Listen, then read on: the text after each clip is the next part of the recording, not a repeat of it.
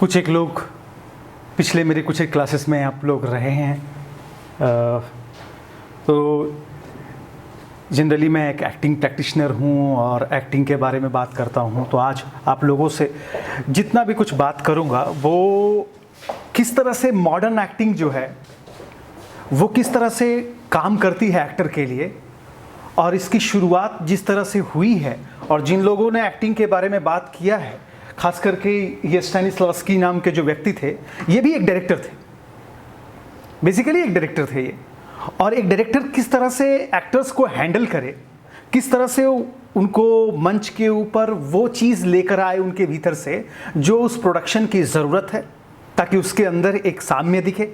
अगर आप भी मान लीजिए कोई प्रोडक्शन कर रहे हैं या कोई प्ले कर रहे हैं या कोई शॉर्ट फिल्म कर रहे हैं या कोई मूवी बना रहे हैं, तो उसके भीतर किस तरह की एक्टिंग होनी चाहिए, उस स्क्रिप्ट के भीतर किस तरह के एक्टिंग का डिमांड है, एक अभिनेता को किस तरह से आप हैंडल करेंगे, ये सारी चीज़ें जो थी वो भी शायद उस समय की समस्या थी, जिसको लेकर स्टैनिस्लावस्की ने बहुत ही डिटेल्ड में काम किया, बहुत ज़्यादा डिटेल में काम किया।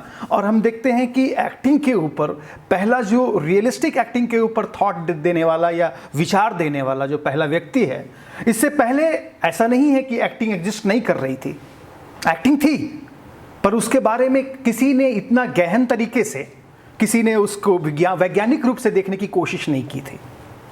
पर सवाल एक चीज़ है, यहाँ तक पहुँचने से पहले एक दो चीज़ों के बारे में ज़रूर सोचेंगे या जानना चाहेंगे कि जो भी एक्टिंग थ्योरी पहले रियलिज्म में आई या मॉडर्निज्म के तौर पर आप देखते हैं, या जिस तरह से आप जिस तरह का सिनेमा बनाना चाहते हैं और आप चाहते हैं कि अरे मेरा सिनेमा इव आले ओ जैसा उसका इफेक्ट आए। आप लोगों ने देखी है ना वो फिल्म इव आले ओ करके, एक नेटफ्लिक्स पे फिल्म है। Yes, sir. है ना, देखी ना आपने? बिल्कुल उसकी जो ट्रीटमेंट है वो एक रियलिस्टिक उस फिल्म को डायरेक्ट किया है और FTI ग्रेजुएट ने उसमें एक्टिंग की है। अभी मैं कुछ दिन पहले करीब एक सप्ताह भी नहीं हुआ, मैं उस लड़के के साथ एक्टिंग कर रहा था, तो मैं देख रहा था कि वो किस तरह से एक्टिंग कर रहा है। वो एक और FTI के लड़के की फिल्म थी, वो सिनेमाटोग्राफी से पास आउट है, जो एक फिल्म बना रहे हैं। उस फिल्म का नाम है द लास्ट वेव, कोरोना के ऊपर है और विक्रमादित्य मोटवाने ने उसको डायरेक्ट किया है। तो उसमें मुझे एक छोटे से भूमिका करने की मौका मिली ऑडिशन देकर, तो मैं भी कर रहा था। तो वो लड़का उसमें एक्टिंग कर रहा था जो इव आले ओ का हीरो है। तो मैं देख रहा था कि वो किस तरह का अप्रोच वो लोग अपनाते हैं एक्टिंग करने में। और वो जो सिनेमा बन रही थी वो OnePlus फ़ोन से फिल्म बना रहे थे वो लोग, OnePlus फाइनेंस कर रही थी और उससे वो फिल्म बन रही थी। तो किस तरह की एक्टिंग के अंदर या डायरेक्शन के अंदर किस तरह से एक नई धारा या एक न्यू वेव जो आप कहते हैं जिसे, वो दिन ब दिन कभी मॉडर्निज्म तो आज पोस्ट मॉडर्निज्म की तरफ भी हम बढ़ रहे हैं। जैसे उस्पा करके एक शो आया है, आप लोग देखेंगे, वो भी शायद अमेजॉन प्राइम पे या हॉटस्टार पे है। अब देखेंगे कि उसके भीतर कहीं कोई एक रियलिस्टिक फ्रेम नहीं है, एक मोबाइल फ़ोन से वो फिल्म में हर एक फ्रेम जो है वो मोबाइल फ़ोन के अंदर है। अभी कभी आई है, एक सप्ताह पहले फिल्म। तो देखेंगे कि किस तरह से पोस्ट मॉडर्निज्म में एक्टिंग जो है वो और बदल जा रही है, क्योंकि आपको एक्टिंग करनी है मतलब मोबाइल के भीतर करनी है। तो एक्टिंग की परिभाषा जो है डायरेक्शन के दृष्टिकोण से वो भी बदल रही है धीरे धीरे। तो इस समय तक पहुंचने से पहले किस तरह का एक्टिंग जो था वो लोकप्रिय रहा वेस्टर्न थ्योरी में और ख़ास करके इंडियन प्रैक्टिस में, दोनों को देखने की थोड़ी ज़रूरत है, ताकि आप इस बैकग्राउंड को समझ पाएंगे कि स्टैनिस्लावस्की क्या लेकर आए जिसको हम पढ़ने की ज़रूरत महसूस होती है, एक डायरेक्शन के स्टूडेंट्स को भी और एक एक्टिंग के स्टूडेंट्स को भी, ताकि वो एक्टर को समझ सके या एक्टर के इनर को समझ सके, या वो जो कंटेंट पैदा करना चाहता है सोसाइटी के भीतर, या वो जो कंटेंट को क्रिएट करना चाहता है आर्ट के भीतर, वो उसके अंदर वैल्यू ऐड कर सके। वो वैल्यू किसी भी तरह की हो सकती है। वो इससे पहले सोचिए कि जब फ्रांस जो था, वो फ्रांस में एक एक्टिंग थ्योरी जो प्रसिद्ध थी वो थी कॉमेडिया डिल आर्ट। कॉमेडिया डिल आर्ट जो था, इसका जो अगर फ्रेंच में मीनिंग देखेंगे तो कमेडिया डिल आर्टे है, ऐसा लिखा हुआ। ये है कॉमेडी ऑफ आर्ट, आर्ट की कॉमेडी। इसके अंदर भी बहुत सारे स्क्रिप्ट लिखे गए, जैसे आप देखेंगे मॉलियर वगैरह ने बहुत सारी चीज़ें पैदा की, जिसके भीतर से देखेंगे बड़े बड़े जेस्चर्स होते थे, उसके अंदर लोगों से इंटरेक्शन होता था। जिस तरह से मैं आपसे बात कर रहा हूँ वो उस तरह से बात होती थी, सवाल होते थे, लोग बीच में रोकते भी थे, उनसे बात होती थी। ये रियलिज्म से पहले का है। उसी तरह से आप बॉक्स सेट में ड्रामा नाटक हुआ करते थे। लोग, एक मंडली निकलती थी और जगह जगह पर चौराहों पर एक मंच होता था, वहां पर वो खड़े होकर और वहां से वो अभिनय करते थे, जिसके अंदर सेट कैरेक्टर होता था, एक मालिक, एक नौकर, और इस तरह के लोग जो होते थे वो माइम के तहत, पेंटोमाइम के तहत या बॉडी से बहुत सारा एक्रोबेटिक्स करके वो लोग परफॉर्म करते थे। टर्म होता है stock actors. Stock actors, stock set and stock characters, ये सारा चीज जो था वो स्टॉक मतलब वही बार बार रिपीट होंगे। उसी तरह से बार बार जो चीजें रिपीट होती, जैसे बोलते हैं ना कि क्लीशे, क्लीशे जिसको कहते हैं आप कि क्लीशे स्क्रिप्ट या क्लीशे एक्टिंग या क्लीशे कैरेक्टर, कि पुलिस वाला होगा तो वो खैनी खा के ही ऐसे करके बात करेगा, कहाँ हो, कहाँ जा रहे हो, इस तरह से उसका पेट निकला होगा, ये सब क्लीशे कैरेक्टर है। ये क्लीशे कैरेक्टर जैसे कि गोविंदा की फिल्मों में बहुत देखने को मिलता था कि गोविंदा एक गरीब घर का हीरो है, उसका जो पापा है वो कॉमेडी करते हैं और उसका एक दोस्त होगा साथ में, जैसे साउथ इंडियन फिल्मों में एक हीरो का एक दोस्त होता है। ये क्लीशे है। इस क्लीशे से लड़ने के लिए रियलिज्म सामने आया। पहले जो जो जो चीजें बनाई जा रही थी वो उसमें बहुत तरह से एक तरह से रिपीट करते थे अपने आप को, क्लीशे जैसी थी उसमें अभिनय। तो इन चीजों से लड़ने के लिए इसके खिलाफ मॉडर्निज्म या रियलिज्म जो था वो जाकर उदय हुआ। जैसे इंडिया में भी जिस तरह की आर्ट परंपरा थी उसमें जो था वो क्लासिकल इंडियन एक्टिंग ज़्यादा इंपॉर्टेंट थी, शुरुआत से जो चली आ रही थी, जो नाट्य शास्त्र के ऊपर बेस्ड है। नाट्य शास्त्र जानते हैं ना आप लोग, जो भरत मुनि ने लिखा, जिसके अंदर कुछ कुछ अभिनय की चीज़ें बताई गई हैं कि कैसे अभिनय की जाती है, जिसके ऊपर बहुत सारा डांस ड्रामा आपको देखने को मिलता है, या डांस फॉर्म जो है वो नाट्य शास्त्र के ऊपर है, जैसे मोहिनी अट्टम, जैसे कुड़ी अट्टम, जैसे कथक, ये सभी जो है, ये सभी जो डांस है, ये सभी नाट्य शास्त्र के ऊपर बेस्ड है। जैसे भरतनाट्यम, भरतनाट्यम क्यों नाट्य है? क्योंकि भरत के ऊपर बेस्ड है, भरत की थ्योरी के ऊपर बेस्ड नाटक को हम भरतनाट्यम कहते हैं। ये सब एक परंपरा के तहत थी जिसके अंदर अभिनय को अगर देखेंगे तो कोई सेट नहीं होता था। वो प्राचीन नाटकों में, भारत के प्राचीन नाटकों में, चाहे वो अभिज्ञान शाकुंतलम हो, चाहे वो मृच्छकटिकम हो, या चाहे भास के द्वारा लिखा हुआ कोई भी ऊर्भंगम, मध्यम व्यायोग, या कोई भी ऐसे नाटक जो होते थे, उनके भीतर कोई सेट नहीं होता था। क्योंकि एक्टर खुद ही कहता था कि लो मैं पहाड़ के नीचे आ गया, लो ये देखो खूबसूरत पहाड़, ये देखो मैं जंगल में पहुंच गया। आपको लगता है कि आज की एक्टिंग को करने में अगर हम कहें कि मैं जंगल में पहुंच गया हूं तो हम लोग मान जाएंगे? ये लोग मानते हैं इसलिए क्योंकि हम जंगल दिखाते हैं, और ये जंगल दिखाना रियलिज्म की देन है, मॉडर्निज्म की देन है। इसके पहले कहीं कोई जंगल नहीं दिखाया जाता था, चित्र अभिनय होता था, या तो एक्टर खुद अपनी बॉडी से करके दिखाता था, या सामने स्टेज के ऊपर उस चीज की बात कह दी जाती थी कि आह कितना सुंदर है वसंत सेना के घर का द्वार। आप लोग को एक फिल्म अगर आप लोगों ने देखी हो, शायद आप डायरेक्शन के स्टूडेंट है, डॉगविल करके एक फिल्म है, इसका पोस्टर भी लगा हुआ है सर के घर की तरफ जाने में, तो वो उधर जाने में, चैम्बर की तरफ जाने में। डॉगविल अगर आप देखेंगे तो डॉगविल को ऐसी अवधारणा के साथ बनाई गई है जिसके अंदर देखेंगे कि आप एक खाली स्पेस में चौक के सहारे, कलर के सहारे एक स्ट्रक्चर बनाया गया है। उस स्ट्रक्चर के अंदर कोई घर नहीं बनाया गया है, वो जो स्ट्रक्चर जमीन पे डाल दी गई है उसके नीचे लिख दिया गया है कि ये इसका कमरा है, ये इसका बाथरूम है, ये इसका ये स्पेस है, सामने वाला उसका वो स्पेस है। उसमें सब कुछ चौक के ऊपर वर्ड आई व्यू से बनाई गई है, और उसके अंदर एक्टर जो है वो महसूस करते हुए ये एक्टिंग कर रहे हैं कि ये मेरा घर है। ये एक नया तरह का प्रयोग था सिनेमा के भीतर डॉगविल में, आप लोग देखिएगा डॉगविल निकाल कर। तो उसी तरह से आप देखेंगे रियलिज्म जो है वो इन सब चीज़ों को स्थापित करती है। रियलिज्म होने से ही डायरेक्टर सोचता है कि यार जंगल के अंदर जाकर शूट करेंगे, क्यों? क्योंकि मुझे रियल एकदम बनाना है, एकदम मुझे रियल प्रस्तुत करना है। मेरे हाथ में चाकू होगा, मैं ब्लड दिखाऊंगा। नाट्यशास्त्र में भरत मुनि ने कहा कि नहीं, ब्लड आपको दिखाना नहीं है, आप वर्जित है ब्लड दिखाना। नाट्यशास्त्र के अनुसार कोई भी हत्या का सीन नहीं संभव है, पॉसिबल नहीं है, कोई भी कामुकता का सीन संभव नहीं है। लेकिन जैसे ही हम रियलिज्म की तरफ आते हैं हमें दिखाना पड़ता है, हम दिखाते हैं, एक डायरेक्टर पॉइंट ऑफ व्यू से हम दिखाते हैं उन चीज़ों को। एक बेड सीन दिखाते हैं, एक जंगल का सीन दिखाते हैं, एक सड़क का सीन दिखाते हैं। रियलिज्म ये चीज़ें लेकर आई।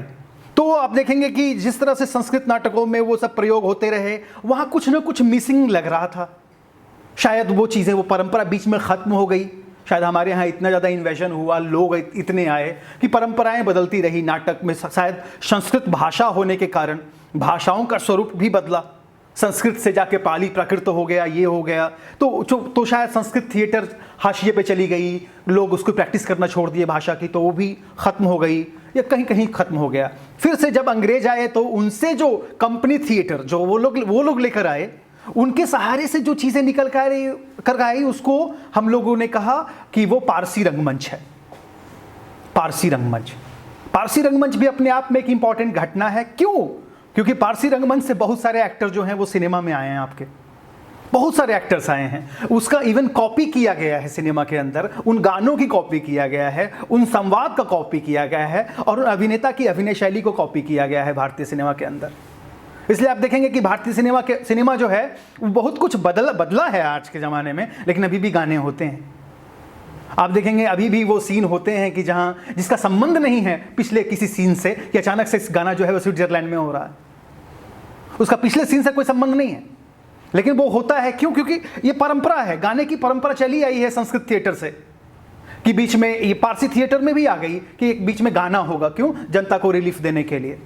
ये सिनेमा में भी चली आई है हमारी, लेकिन इन सब का संबंध कोई रियलिज्म से नहीं है, यथार्थ से उसका संबंध नहीं था। आज जब हम आगे बढ़ रहे हैं तो हम ज़्यादा यथार्थवादी होते जा रहे हैं। अब गाने कम रहे हैं, है ना, ज़्यादा लॉजिकल बनाने की कोशिश हो रही है बार बार। ये सब चीज़ जो है वो इसलिए हो रहा है कि हमारी परंपरा के भीतर कुछ न कुछ कहीं ना कहीं से कोई चीज़ जो है वो इंटरवीन की है, या उसके अंदर संक्रमित की है, या उसके अंदर आकर उसने घर जमाया है। जैसे हम जब रियलिज्म के बारे में बात करते हैं तो रियलिज्म हमारा नहीं है। रियलिज्म हमने किसी से लिया है, किसी संदर्भ से हमने लिया है। और जैसे ही हम रियलिज्म की बात करते हैं तो आप सोचिए कि हम अब तक तो कर रहे थे पारसी थिएटर, जहां संवाद बड़े बड़े होते थे, हाथ बड़ा बड़ा होता था, अभिनेता और अभिनेत्री एक दूसरे से मिलते भी नहीं थे, दूर से ही मिलना हो जाता था हाथ खोलकर कि आओ मैं तुम्हें अपनी बाहों में लेता हूं।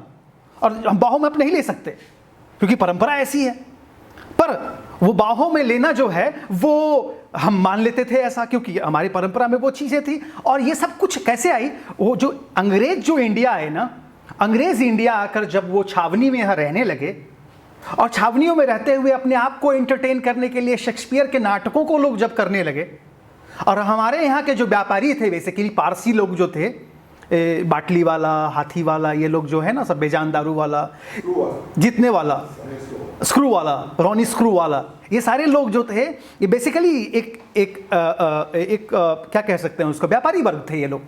और ये लोग व्यापार करने के लिए जब उनके घर में कुछ ब्रेड पहुंचाने के लिए और उनके जीवन का खाना पहुंचाने के लिए जाते थे, तो ये लोग शाम को नाटक होते हुए देखते थे उन अंग्रेज लोगों का, जो उनके कि सैनिक लोग और नौकर लोग शाम को नाटक करते थे शेक्सपियर की नकल, जिसमें लड़कियां जो होती थी, लड़कियां नहीं होती थी, बशर्ते जो सैनिक होता था वही लड़की बनता था, और उसमें से हैमलेट और ये सब नाटक किए जाते थे। ठीक वही नाटक पारसी लोगों ने नकल की और पारसी रंगमंच की स्थापना हुई। और पारसी रंगमंच के भीतर आप देखेंगे शुरुआत में जो अभिनेता और अभिनेत्री रहे वो सभी लड़के थे, जहां से आप देखते हैं जयशंकर सुंदरी जैसे अभिनेता का उदय हुआ, या जैसे पुरानी फिल्मों में देखेंगे जैसे अछूता दामन और कालिया मर्दन जैसे फिल्मों में जो अभिनेता थे, वो अभिनेत्री जो थे वो अभिनेता थे बेसिकली, और उन्होंने वो किया। और उनके संवाद ऐसे होते थे जैसे राज कपूर की फिल्म, वो अगर आप पृथ्वीराज कपूर की फिल्म अगर आप देखते हैं मुगले आजम, तो मुगले आजम की जो डायलॉग बोलने का स्टाइल जो है वो कैसा है, हम बरखुद्दार तुम्हें दीवार में चुनवा देंगे। ये कहीं से रियलिस्टिक नहीं है, क्योंकि घर में आप ऐसे नहीं बोलते मम्मी मुझे खाना दो, हम नहीं बोलते हैं ना, ये रियलिस्टिक नहीं है, स्टाइलाइज है, ये स्टाइल है। और ये स्टाइल कहां से आ रही थी आप समझ रहे हैं ना, मैं ये समझा रहा हूं कि रियलिज्म तक कैसे हम पहुंचेंगे। ये स्टाइल वहां भी थी, ये स्टाइल रशिया में भी थी।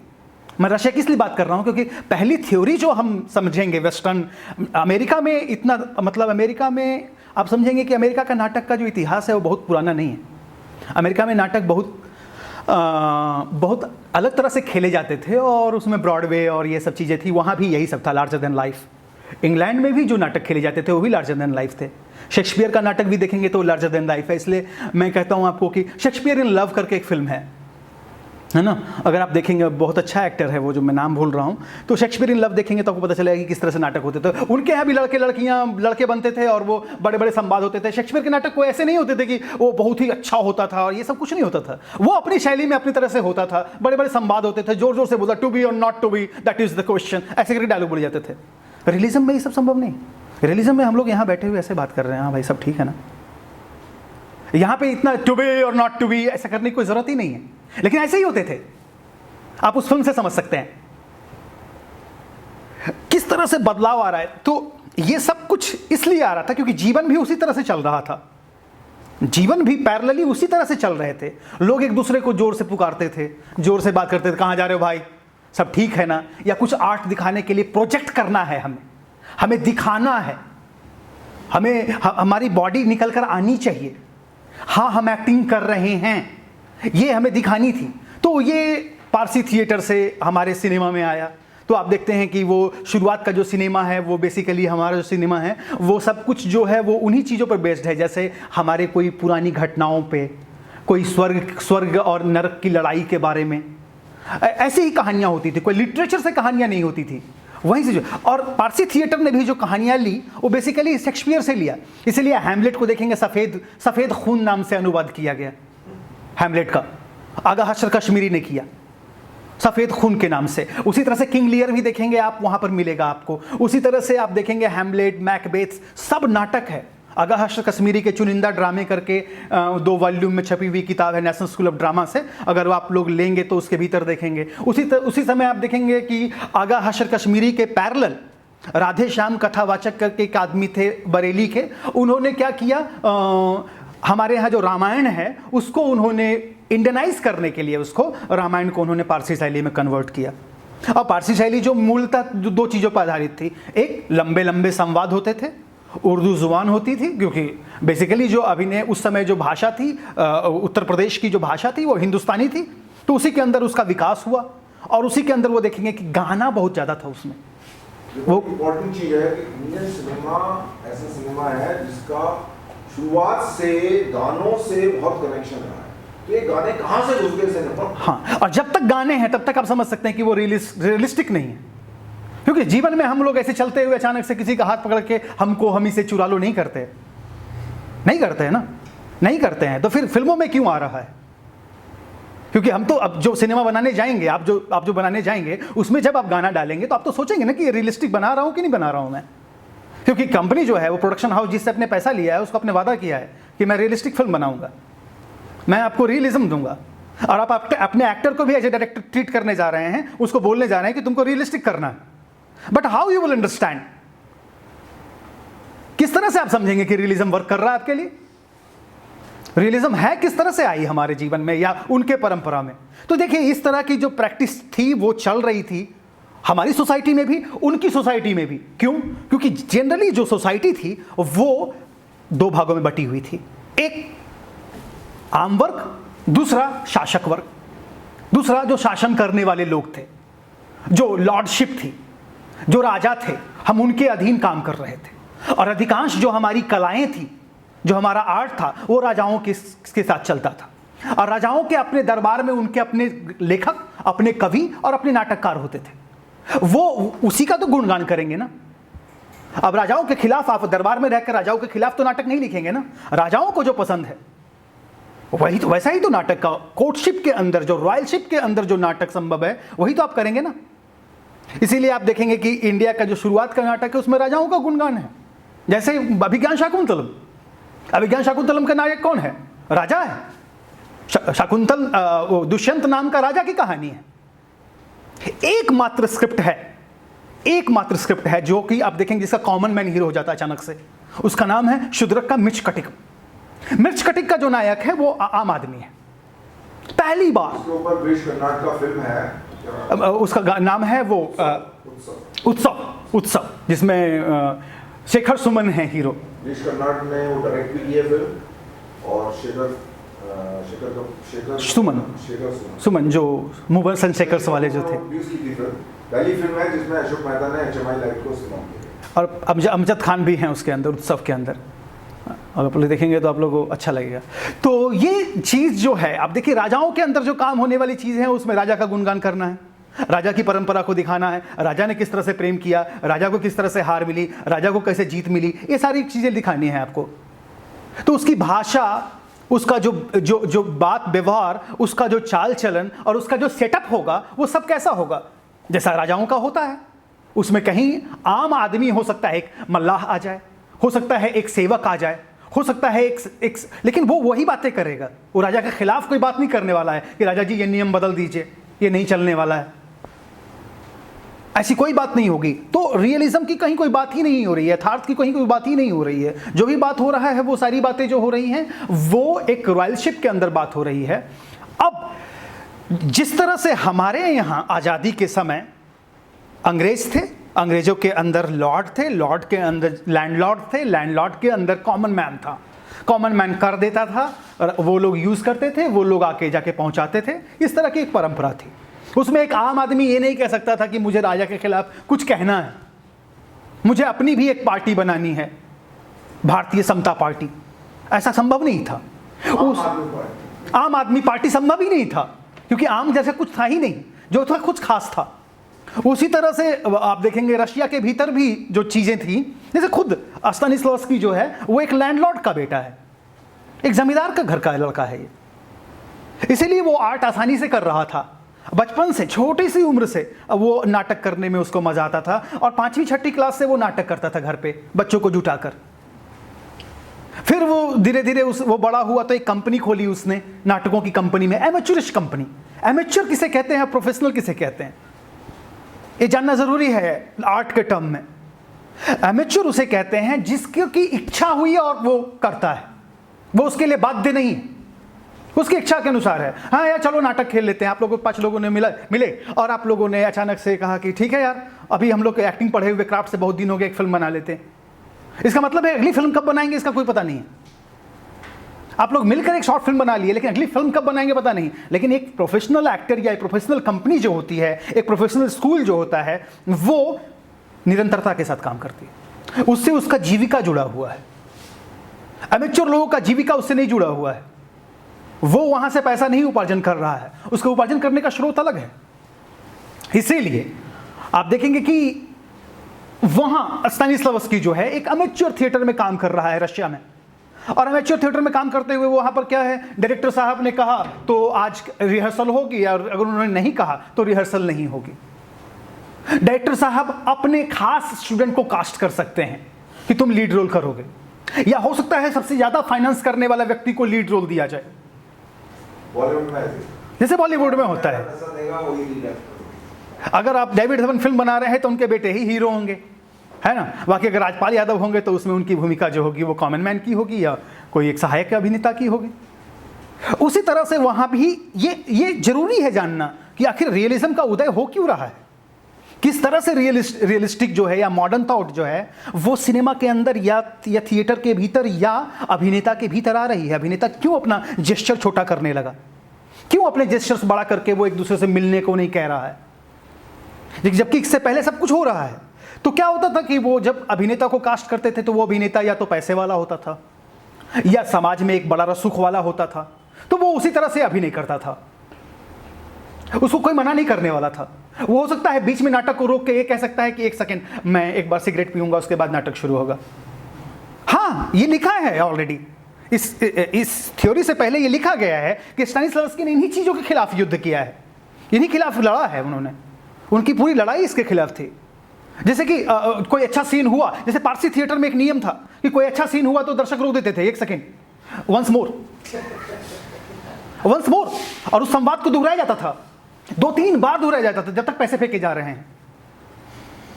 हाँ, ये हमारे यहाँ की बात है। बनारस में, इलाहाबाद में, लखनऊ में, दिल्ली में मास्टर फिदा हुसैन यहाँ के बहुत बड़े नाटककार थे, बहुत बड़े अभिनेता थे, अभी उनका निधन हुआ है। तो मास्टर फिदा हुसैन भी कहते हैं कि ये सब चलता था, रोक दिया जाता था 20 मिनट कि ये गाना फिर से सुनाओ, है ना। जो सामाजिक रसूख वाले लोग होते थे वो बीच में रोक देते थे, उनको रोकने का अधिकार था।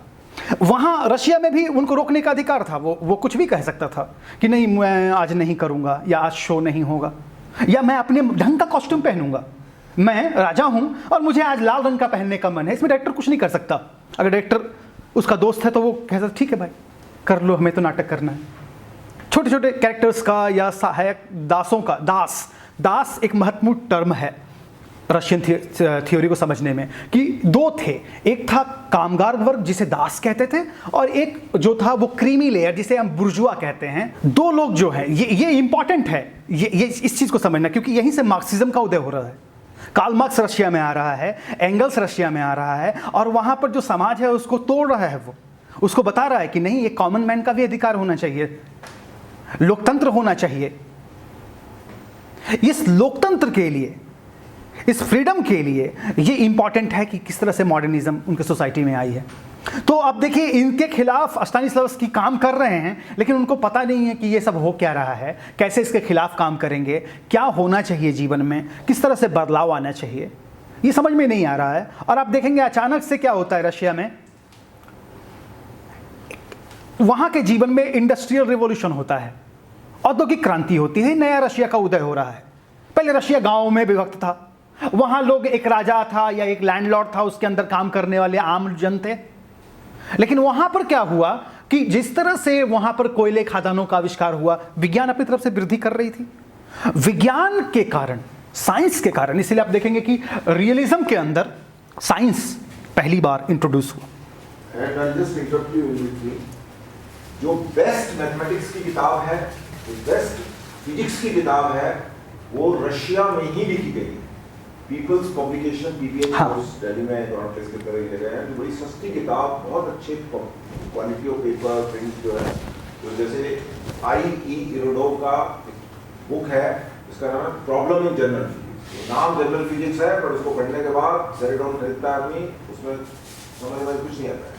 तो वो सब रशियन बुक्स जो है रही है मैथमेटिक्स फिजिक्स के अंदर, जो है साइंस का जो प्रोग्रेस है, जो सर बोल रहे हैं, वो बेसिकली रशिया में बहुत ज़्यादा हुआ। और ये विज्ञान की वजह से क्या हुआ कि जीवन में अभी क्या है कि एक शहर बनाने की परिकल्पना है, मॉस्को की स्थापना करनी है ना, या मान लीजिए सेंट पीटर्सबर्ग को बड़ा बनाना है, एक बड़ा औद्योगिक केंद्र बनाना है ना, क्योंकि पैसे, खान मिल गए हैं वहाँ पे, कोयले की खान मिल गई है, सोने का खान मिल गया है, आपको यूरेनियम मिल गया है, आप इन सब को बदल रहे हैं। उसको काम करने के लिए आपको नौकर चाहिए, काम करने के लिए आपको कामगार वर्ग चाहिए, मजदूर चाहिए। वो मजदूर कहाँ मिलेंगे आपको? गाँव में, जैसे भारत में मिलते हैं, बिहार में, उत्तर प्रदेश में, वहाँ से लोग आते हैं।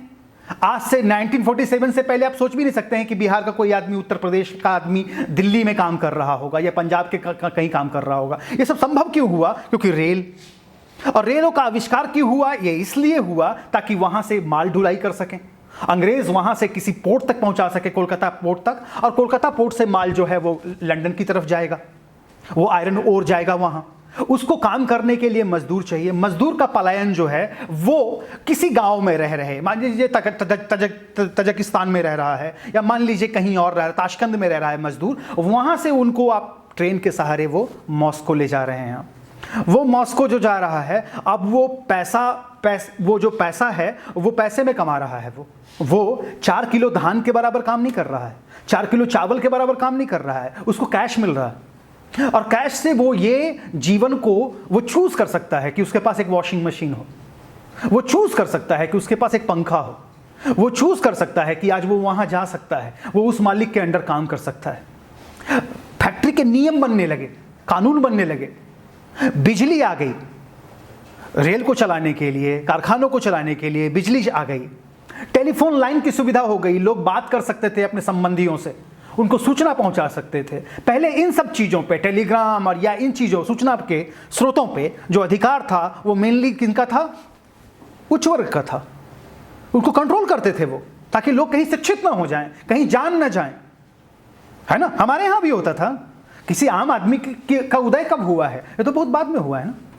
हमारे यहाँ इंडस्ट्रियल रिवॉल्यूशन हुआ है तो ज़्यादा लोगों के पास पैसे होने शुरू हो गए, वरना उससे पहले तो कुछ था नहीं। बिहार में एक बार अगर दिल्ली में लाइट आ जाती थी तो लोग दिन भर खुश हो जाते थे कि लाइट आई, चिल्ला के गाँव में हल्ला होता था कि यार लाइट आ गई है ना। 50 आदमी बाहर आते थे, लाइट आई है, 1 घंटे की आती थी।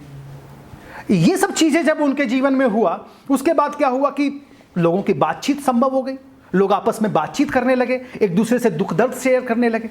अब ये इन खेतों में काम करने के लिए मजबूर नहीं है, वो जाकर बाहर काम कर सकते हैं, उनके पास ऑप्शन है। वो ऑप्शन जब उनके पास खुल गए तो वो उनके लिए केवल ऊंचा और ऊंचा आदमी ये नहीं रह गया, वो जमींदार जो नहीं रह गया, वो वहां से पैसे कमाकर यहां पर आकर वो उन जमीनों को खरीदना शुरू कर दिए। इसीलिए आप देखेंगे कि एंटोन चेखव का जो नाटक है द चेरी ऑर्चर्ड का जो नायक है वो अंत में अपने मालिक का जमीन खरीद लेता है, अपने मालिक का प्लॉट खरीद लेता है। वो जिस प्लॉट पे उसका, वो कहता है कि जिस प्लॉट पे मेरे बाप दादा ने इतने सालों तक खेती की, आज मेरा हुआ। खुश होकर वो अंतिम स्पीच यही बोलता है, ये मेरा हुआ आज से, अब मेरे बाप दादा वो घोड़े के कोड़े खाने के लिए मजबूर नहीं होंगे, अब मैं हूं यहां का राजा। लोपखिन कॉमन मैन हीरो हो रहा है, कॉमन मैन हीरो हो रहा है। टॉलस्टॉय ने जब तक अपनी रचनाएं लिखी, लियो टॉलस्टॉय जानते हैं ना आप लोग, लियो टॉलस्टॉय ने जब तक अपनी रचनाएं लिखी, उसका नायक जो था वो लैंडलॉर्ड था, जमींदार था। लेकिन जब से चेखव आए, आप देखेंगे कि वहां से कहानी पूरी बदल गई। उसका नायक 3 बहनें हैं, 3 बहनें जमींदार की बेटियां हैं, घर पूरा बिक चुका है, अपने घर में बैठी हुई इंतजार कर रही कि मॉस्को कब जाएंगे। मॉस्को क्यों जाएंगे? क्योंकि मॉस्को सक्सेस का प्रतीक मॉस्को है ना, सुख सुविधा का प्रतीक क्या है? मॉस्को है। एक आम आदमी जीवन में कहां काम कर सकता है? मॉस्को में। आज देखेंगे कि भारत में जब लैंडलॉर्ड लोग टूट गए तो उनके बच्चे सब कहां गए? सब शहरों में आ गए, गांव में नहीं रह रहे हैं, क्योंकि उनको पता है कि वहां पर हमारे लिए कुछ नहीं बचा है। शहरों में आ गए क्योंकि यहां कमा सकते हैं, वो आम आदमी की तरह काम कर सकते हैं, गांव में नहीं काम कर सकते हैं। जिन खेतों पर उनके बाप दादा का अधिकार था उनको कॉमन मैन ने खरीद लिया, तो अब ये क्या कर सकते हैं? शहर आ सकते हैं, शहर में आकर कोई नौकरी कर सकते हैं, किसी कंपनी का CEO बन सकते हैं, ये कर सकते हैं। आम आदमी का उदय, आम आदमी का उदय क्यों? क्योंकि आम आदमी ने साइंस को जाना, साइंस को जानने के बाद वो रुपये के संबंध को समझा, उसके रिलेशन को समझा, और आम आदमी को जैसे ही ये पता चला वो मॉडर्न होता गया, वो नई चीजें खरीद रहा है। उसके पास हो सकता है जमींदार से पहले पंखा है, हो सकता है उसके पास पहले ही एक कार है, उससे पहले ही एक गाड़ी है, उसकी कहानी कहीं ना कहीं जाने लगी। इसलिए जितनी भी रियलिस्टिक के अंदर जितना भी नायक होगा, वो सारा नायक जितना भी होगा वो सब कॉमन मैन होगा, कॉमन मैन होगा। कोई भी नाटक, चाहे अमेरिकन क्यों ना फिल्म हो, या चाहे रशियन फिल्म क्यों ना हो, चाहे इंडियन फिल्म क्यों ना हो, इब आले ऊ का हीरो कौन है? एक कॉमन मैन है। वो बंदर पकड़ता है, उसका काम ड्यूटी है कि वो दिल्ली 1 में घूम घूम के बंदर पकड़े, बंदर भगाए। एक कॉमन आदमी है, गांव का एक लड़का है जिसको शहर में, बिहार का लड़का है जिसको शहर में काम दिया गया, बंदर पकड़े। मॉडर्न घटना है, एक पिछले साल की फिल्म है ये। उसी तरह से कोई और फिल्म ले लीजिए, मान लीजिए राघव रमन का हीरो कौन है? कॉमन मैन है, वो कॉमन आदमी है, वो चाय की टपरी पे चाय पीने वाला व्यक्ति है ना, कॉमन मैन की कहानी है। देवडी का नायक कौन है? कॉमन आदमी है, कॉमन मैन की कहानी कही जाएगी रियलिज्म के भीतर। उसी तरह से जब स्टैनिस्लॉवस्की को यह पता चला कि ठीक है यार, अभी मुझे इसके खिलाफ लड़ना है, मुझे फाइट करनी है इसके खिलाफ, क्योंकि कुछ काम बन नहीं रहा है, ये अभिनय भी काम नहीं कर रहा है और इस तरह से जीवन भी काम नहीं कर रहा है। तो वहां से स्टैनिस्लॉवस्की को जब पता चला तो उनकी दोस्ती हुई एंटोन चेखव से। उन रचनाओं को जब उन्होंने पढ़ा तो साहित्य में पहले रियलिज्म चलाया है और अभिनय में बाद में आया है। साहित्य में पहले चलाया है। साहित्य में देखेंगे कि आप लिटरेचर में, पेंटिंग में जितनी भी तरह की ये जो वाद है, रियलिज्म है, स्ट्रक्चरलिज्म है, या मान लीजिए एब्सर्डिज्म है, ये सारी चीज़ें जो है वो देखेंगे पेंटिंग में पहले आई है, साहित्य में पहले आई है, सिनेमा में उसके बाद आया है ना। जैसे कि एक बहुत अच्छी इसका उदाहरण है, मान लीजिए वो अनुराग कश्यप की फिल्म है जिसमें परेश रावल या जिसमें वो है ये हीरो है, क्या नाम, जॉन अब्राहम हीरो है, नो स्मोकिंग है ना। एक रियलिज्म नहीं हो सकता है इसका, एक शानदार फिल्म वो देख सकते हैं आपकी, वो किस तरह से वो बनाई गई है और क्या कहना चाहती है, किसी और लेवल पे कहना चाहती है। बेसिकली पेंटिंग से प्रभावित फिल्में हैं वो सभी।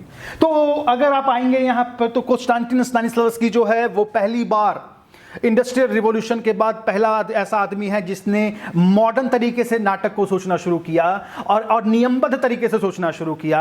और उसने अपने एक दोस्त के साथ जिसका नाम था नेमरोविच दानशेन्को, उनके साथ मिलके इसने एक कंपनी का उद्घाटन किया जिसका नाम था मैट, मॉस्को आर्ट थिएटर। वो मॉस्को आर्ट थिएटर के भीतर ये आदमी पहली बार director, producer, founder of the Moscow art theatre के रूप में 1898 में उन्होंने इसकी स्थापना की 1898 में।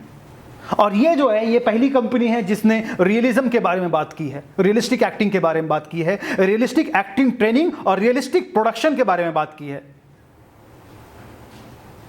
मॉस्को आर्ट थिएटर में, जहां ये जो थे कॉन्स्टेंटिन सर्जेविच स्टैनिस्लावस्की जो थे वो बेसिकली जो थे वो देखते थे कि आर्ट कैसा होगा, एक्टर को किस तरह से ट्रेन करेंगे, है ना। और जो इनके दोस्त थे नेमिरोविच दानशेन्को वो ये ध्यान देते थे कि स्क्रिप्ट कैसी होगी, टिकट कैसे बिकेगा, प्रोडक्शन का सारा काम वो देखते थे। इन दोनों का बहुत बड़ा योगदान है रियलिज्म के भीतर, रियलिस्टिक एक्टिंग के भीतर काम करने के लिए। तो ये रियलिज्म का सुर उनको आया कैसे? आया इस तरह से कि स्टैनिस्लावस्की ने एक बार वहां एक टूरिंग कंपनी आई हुई थी नाटक करने के लिए, जिसके अंदर एक एक्टर था, उसका नाम था टोमासो सैल्विनी, और बहुत फेमस एक्टर था, इटालियन एक्टर था। तब जो नाटक कंपनियां होती थी वो एक शहर से दूसरे शहर में, एक राष्ट्र से दूसरे राष्ट्र में भ्रमण करती थी। आगे अगर हम पढ़ेंगे कल अगर मेथड एक्टिंग के बारे में, तो मैं बताऊंगा किस तरह से रशियन एक्टिंग ने पूरी अमेरिकन एक्टिंग पद्धति को बदल दिया, पूरी अमेरिकन एक्टिंग सिस्टम को उन्होंने पूरा चेंज कर दिया। आज जो भी कुछ अमेरिका में एक्टिंग होता है सब रशिया का योगदान है। तो उससे पहले तो कोई मतलब ही नहीं है, कौन स्ट्रासबर्ग कौन, कुछ नहीं था। ये कितना बार 120 बार एक साल के भीतर उन्होंने अमेरिका गए हैं, परफॉर्म किए हैं, वहां उन लोगों ने देखा है और वहां से नकल करना शुरू किया है। और इनका जो सिस्टम है, स्टैनिस्लावस्की जो सिस्टम वो मेथड में बदल जाता है। किस तरह से मेथड में बदलता है, क्या क्या चीजें बदलती है, उसके बारे में बात करेंगे। तो आप देखेंगे कि ये आदमी जो है वो जब टोमासो सैल्विनी की एक्टिंग को देखने गया और वहां जब उसने एक्टिंग देखी तो उसको लगा कि यार ये नाम तो सुना था, बहुत गजब का एक्टिंग करते हैं ये लोग, कौन है भैया। उसमें जाकर वो सोचा कि जो ओथेलो का रोल कर रहा है वही जो है वो मेन एक्टर है, साल्विनी है। वो मिलने के लिए साल्विनी से चला गया और हाथ मिलाया, कहा थैंक यू साल्विनी, आपका एक्टिंग देखा, बहुत अच्छा लगा मुझे। साल्विनी, वो आदमी कहा कि मैं साल्विनी नहीं हूं, साल्विनी तो यागो जो कर रहा था वो। अब स्टैनिस्लावस्की को चिंता हुई, यार ये यागो जो कर रहा है वो तो कुछ कर ही नहीं रहा था, वो तो एकदम बिल्कुल शांत है, अपने में एकदम बिल्कुल खोया हुआ है, कुछ कर नहीं रहा है, वो किस तरह की एक्टिंग कर रहा है। दोबारा टिकट लिया इस आदमी ने, बोला फिर से देखता हूं, फिर से देखा कुछ नहीं कर रहा है यार, ये है क्या, ये इसके पीछे काम क्या कर रहा है, कौन सी ट्रेनिंग है जिसके पीछे काम कर रहा है। और सैल्विनी से मिलने के बाद उसको समझ में आया कि ओ, इसका मतलब है कि अभिनय जो है वो जीवन जैसा होना चाहिए, अभिनय लाइफ की तरह होना चाहिए, लाइफ लाइक एक्टिंग। रियलिज्म जो है वो लाइफ लाइक एक्टिंग है कि जैसे यहाँ पे बोलने के लिए मुझे इतने संवाद में अगर आवश्यकता पड़ जाती है तो मुझे इतना जोर से बोलने की कोई ज़रूरत नहीं है, मैं इसमें ही काम चला लूँगा। क्यों? क्योंकि साइंस आने के बाद चीज़ें बदल रही थी, टेलीफोन आने के बाद लोगों को चिल्लाकर बोलने की जरूरत नहीं थी कि हाँ कैसे हो तुम, नहीं है, जरूरत नहीं है। क्यों? क्योंकि टेलीफोन आने के बाद हमें समझ में आ रहा है कि यार यहाँ पर धीरे से बोलने से काम हो जाएगा, क्योंकि दूसरा बंदा जो है टेक्नोलॉजी से जुड़ा हुआ है। जब आप बड़े घरों में रहते थे जहां 55 कोठरी और 56 दीवारें थी, वहां पर रहते हुए आपको हो सकता है दूसरे आदमी को चिल्लाने की जरूरत पड़ गई, लेकिन अब जब यहां आप अपार्टमेंट खरीद कर दिल्ली में रह रहे हैं लोधी कॉलोनी में, तो वहां रहते हुए अपनी पत्नी को बोलने के लिए आपको चिल्लाने की जरूरत नहीं, क्योंकि पत्नी बगल कमरे में ही है और आपका वॉशरूम भी बगल कमरे में है। तो आपके जेस्चर्स कैसे होंगे? छोटे होंगे। जब आप राजा थे तो आप घोड़े पर चलने के लिए आपका हाथ बड़ा था। जब आप राजा थे तो एक बड़ा जेस्चर्स करते थे, हाँ कहिए क्या कहना है आपको। अबे आप घर में किसको कहोगे यार कहिए क्या कहना है आपको? यहाँ तो इतने से ही काम चल रहा है ना। तो किस तरह से रियलिज्म, देखिए रियलिज्म किस तरह से जीवन में आ रहा है। टेक्नोलॉजी बढ़ रही है, जीवन बढ़ रहा है, जीवन जो है वो छोटा होता जा रहा है। आपको अब दूसरा दोस्त जो सामने खड़ा है, पता है आपको जियो पर कि फ्री है भैया, यहाँ से कॉल लगा दे, हाँ सुन मैं यहीं पर खड़ा हूँ, तुम पीछे देख मुड़कर। पहले लोग चिल्लाते थे कि कहाँ जा रहे हो, पीछे मुड़कर देखो मुझे। लाइफ ने किस तरह से, विज्ञान ने जीवन को उस दायरे में लाकर खड़ा कर दिया है जहां से आपको ड्रामा करने की जरूरत नहीं किसी चीज के बारे में। आप नॉर्मली किसी बात को कह सकते हैं, बस उसके पीछे के साइंस को समझना है, उसके पीछे के मनोविज्ञान को समझना है कि आप क्या कहना चाहते हैं। पहली बार एक्टिंग के भीतर स्टैनिस्लावस्की पहला व्यक्ति है जिसने साइकोलॉजी के बारे में बात की है। एक्टिंग के भीतर पहली बार किसी आदमी ने एक्टिंग के बारे में, किसी ने साइंस से जोड़ा है एक्टिंग को, तो वह स्टैनिस्लावस्की है जिसने कहा है कि acting is not about only the body, acting is about mind. There is a correlation between the mind and body. That's why acting is a psychophysical. भैया समझ में आ रहा है? Acting about psychophysical. Psycho means मन and physical means शरीर, दोनों जुड़ा हुआ है एक्टिंग के भीतर। और ये अवधारणा कहाँ से आई? ये अवधारणा यहाँ से आई कि स्टानिस्लावस्की को कुछ किताबें पढ़ने के लिए मिली इनको, जो फ्रेंच किताबें थी, फ्रेंच साइकोलॉजिस्ट की किताबें थी। और I.A. शखानोव करके एक आदमी थे यहाँ रशिया में, जिनकी किताबें पढ़ने के बाद इनको समझ में आया कि यार जो भी हम कुछ करते हैं इसका मतलब है कि हम जो कुछ कर रहे हैं, मान लीजिए फ़ोन उठाया, इसकी प्रेरणा सबसे पहले मेरे मन में आ रही है। मैं फ़ोन उठाने नहीं जा रहा हूँ, फ़ोन मैं इसलिए उठा रहा हूँ क्योंकि मुझे इसकी ज़रूरत है। इसकी ज़रूरत क्या है? क्योंकि इसका कुछ रिलेशनशिप है कहीं से। इसका नहीं, पहले जो विचार है वो मेरे मन में आ रहा है, देन मैं एक्ट कर रहा हूँ। और ये चीज़ें जो है पहली बार एक्टिंग में साइकोलॉजी के बारे में स्टानिस्लावस्की बात कर रहे हैं। और वहाँ से एक थ्योरी आती है method of physical action. Method of physical action, किस तरह से फिजिकल एक्शन जो है वो कॉन्शियस से सबकॉन्शियस की यात्रा है। आप जब एक्टिंग करते हैं तो क्या करते हैं? बेसिकली किसी आदमी को सबकॉन्शियस में ले जाते हैं। कॉन्शियस में आपको आराम नहीं है, मज़ा नहीं आ रहा है, सबकॉन्शियस में आपको मज़ा आता है। कैसे? कि जब आप बैठते हैं और जब आप कोई सीन देखते हैं और सामने वाला एक्टर को पता चलता है अच्छा ये जो एक्टर है ये एक्टिंग कर रहा है, ये यहाँ नहीं है, ये हैमलेट है और डेनमार्क की कहानी। इसका मतलब है आप यहाँ बैठे बैठे डेनमार्क पहुँच जाते हैं। इसका मतलब है यहाँ बैठे बैठे अगर आप डेनमार्क जा रहे हैं, इसका मतलब है कि आप वहाँ नहीं हैं। इसका मतलब कॉन्शियसली आप बैठे हुए हैं सिनेमा हॉल में, पर आप देख क्या रहे हैं? डेनमार्क। इसका मतलब कॉन्शियसली सबकॉन्शियस की तरफ जा रहे हैं। एक्टिंग का काम यही है, कॉन्शियस टू सबकॉन्शियस की तरफ ले जाना, चेतन से अवचेतन की तरफ यात्रा करवाना अभिनय का काम है। या कोई भी परफॉर्मेंस हो, चाहे या ये रियलिस्टिक हो या मेलोड्रामा हो या कॉमेडी डेल आर्ट हो या क्लासिकल इंडियन एक्टिंग हो, सबका काम एक ही है। अभिनय मतलब क्या होता है? नाट्यशास्त्र के अनुसार अभिनय मतलब जो नए की तरफ ले जाता है, जो एक कहीं से आपको लेकर चला जाता है, एक स्थान से दूसरे स्थान पर लेकर चला जाता है, उसको हम अभिनय कहते हैं। जो आपको ट्रांस करवा देता है, क्योंकि ट्रांस में ही मजा आता है ना। जब आप सिनेमा हॉल में होते हैं तो आपको लगता है कि यार मिथुन चक्रवर्ती की मौत नहीं होनी चाहिए, मैं कह रहा हूं, मैं सपोर्ट करता हूं मिथुन, तू मर मत मर मत मर। ये जो आपके अंदर ये जो भावना आ रही है, ये क्यों आ रही है? क्योंकि आप कहीं ना कहीं उससे जुड़ जाते हैं। नायक की भावना से आपका भावना मेल खाता है, आपकी साइकोलॉजी मेल खाती है और आप चाहते हैं कि नायक नहीं मरे, क्योंकि आप उससे जुड़ चुके हैं, उस अवस्था में आप चले गए हैं। और जैसे ही आप रोते हैं और देखते हैं बगल वाला आदमी जो है वो बैठकर चना खा रहा है, तो आपको शर्म आती है कि यार ज़्यादा हो गया मुझसे, मुझे नहीं करना चाहिए, तो मैं तो सिनेमा हॉल के भीतर बैठा हूँ। क्यों? क्योंकि आप सबकॉन्शियस की यात्रा कर रहे हैं। एक डायरेक्टर होने के नाते आपका काम क्या है? आपका काम है, चाहे आप रियलिज्म के अंदर कहानी कह रहे हो, चाहे आप मेलोड्रामा के अंदर कहानी कह रहे हो, आपकी कहानी को सुनकर दूसरा आदमी सबकॉन्शियस की तरफ जाए, तब तक वो कला नहीं होगी। जब तक कि दूसरा आदमी बिल्कुल चला ना जाए, उसके सपोर्ट में ना आ जाए, उससे उसकी सहानुभूति ना हो जाए, उससे उसकी सिंपैथी एम्पैथी जो भी कुछ है वो होनी चाहिए उसकी। एक डायरेक्टर का कर्तव्य यही है ना। तो ये सारा कुछ प्रयास जो चल रहा था वो इसीलिए चल रहा था कि किस तरह से वो सबकॉन्शियस की तरफ ले जाएं। और अभिनेता को समझाना ये था उनको कि देखो, केवल आकर संवाद बोल देना और बड़े बड़े जेस्चर्स कर देना एक्टिंग नहीं है, अपने आप को प्रोजेक्ट कर देना एक्टिंग नहीं है, अपने कपड़े दिखाना एक्टिंग नहीं है, अपने संवाद को ऊंची संवाद में बोलना और अपना जाति दिखाना, अपना कास्ट दिखाना, अपना स्टेटस दिखाना एक्टिंग नहीं है। Acting is something inner, there is something inner. ये जो काम है ये स्टानिस्लावस्की ने मेनली जो है वो अभिनय के ऊपर किया है। अब आगे जो है वो मैं ये सारा चीज़ जो है जो इन्होंने यहाँ पे लिखा है वो मैं यहाँ कवर कर चुका हूँ, क्योंकि इसके अंदर जो भी कुछ है उन्होंने इसी के बारे में बात किया है कि देखिए the three sisters during the Moscow art theatre 30th anniversary. ये स्टानिस्लावस्की को यहाँ पर 92-8 में हार्ट अटैक आया और यहाँ से वो लोग जो है वो चले गए फिनलैंड, और फिनलैंड में वो छुट्टियां बिताने लगे। छुट्टियां बिताते हुए फिनलैंड में रहते हुए उन्होंने पहली बार लिखना शुरू किया अपने जीवन के अनुभवों के बारे में, और उन्होंने पहली किताब जो लिखी उसका नाम था my life in art. My life in art, कला के भीतर मेरा जीवन। यह ऑटोबायोग्राफी थी उनकी, बायोग्राफी थी, ऑटोबायोग्राफी कहते हैं ना, ऑटोबायोग्राफी थी, खुद की द्वारा लिखी गई।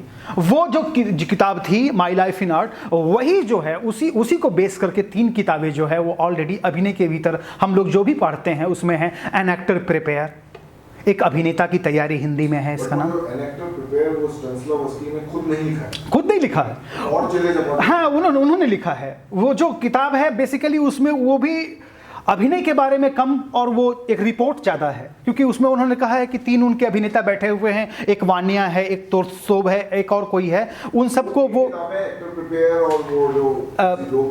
दो है वो लिखी है। स्टानिस्लावस्की के ही नोट्स हैं, लेकिन स्टानिस्लावस्की ने इस तरह से लिखी हैं कि जैसे आपको लगेगा कि स्टानिस्लावस्की ने नहीं, स्टानिस्लावस्की ने खुद को एक टीचर बना लिया है, उसमें जो एक टीचर है और उनके 3-4 स्टूडेंट हैं, वो आकर मिलते हैं क्लास में और अपनी समस्या बताते हैं कि सर मैंने आज एक्टिंग किया, लेकिन मैं अपना हाथ जो है वो दिल से नहीं उठा रहा था, मैं इसके पीछे क्या कारण हो सकता है। तो स्टानिस्लावस्की कहता है कि तो डायरेक्टर ने ये बात सुनी और डायरेक्टर ने उसको कहा कि सुनो तोल्स्टोव, मैं तुम्हारी समस्या का समाधान इस तरह से करूँगा। फिर वहाँ पर उन्होंने वो अभिनय के नोट्स दे दिए हैं।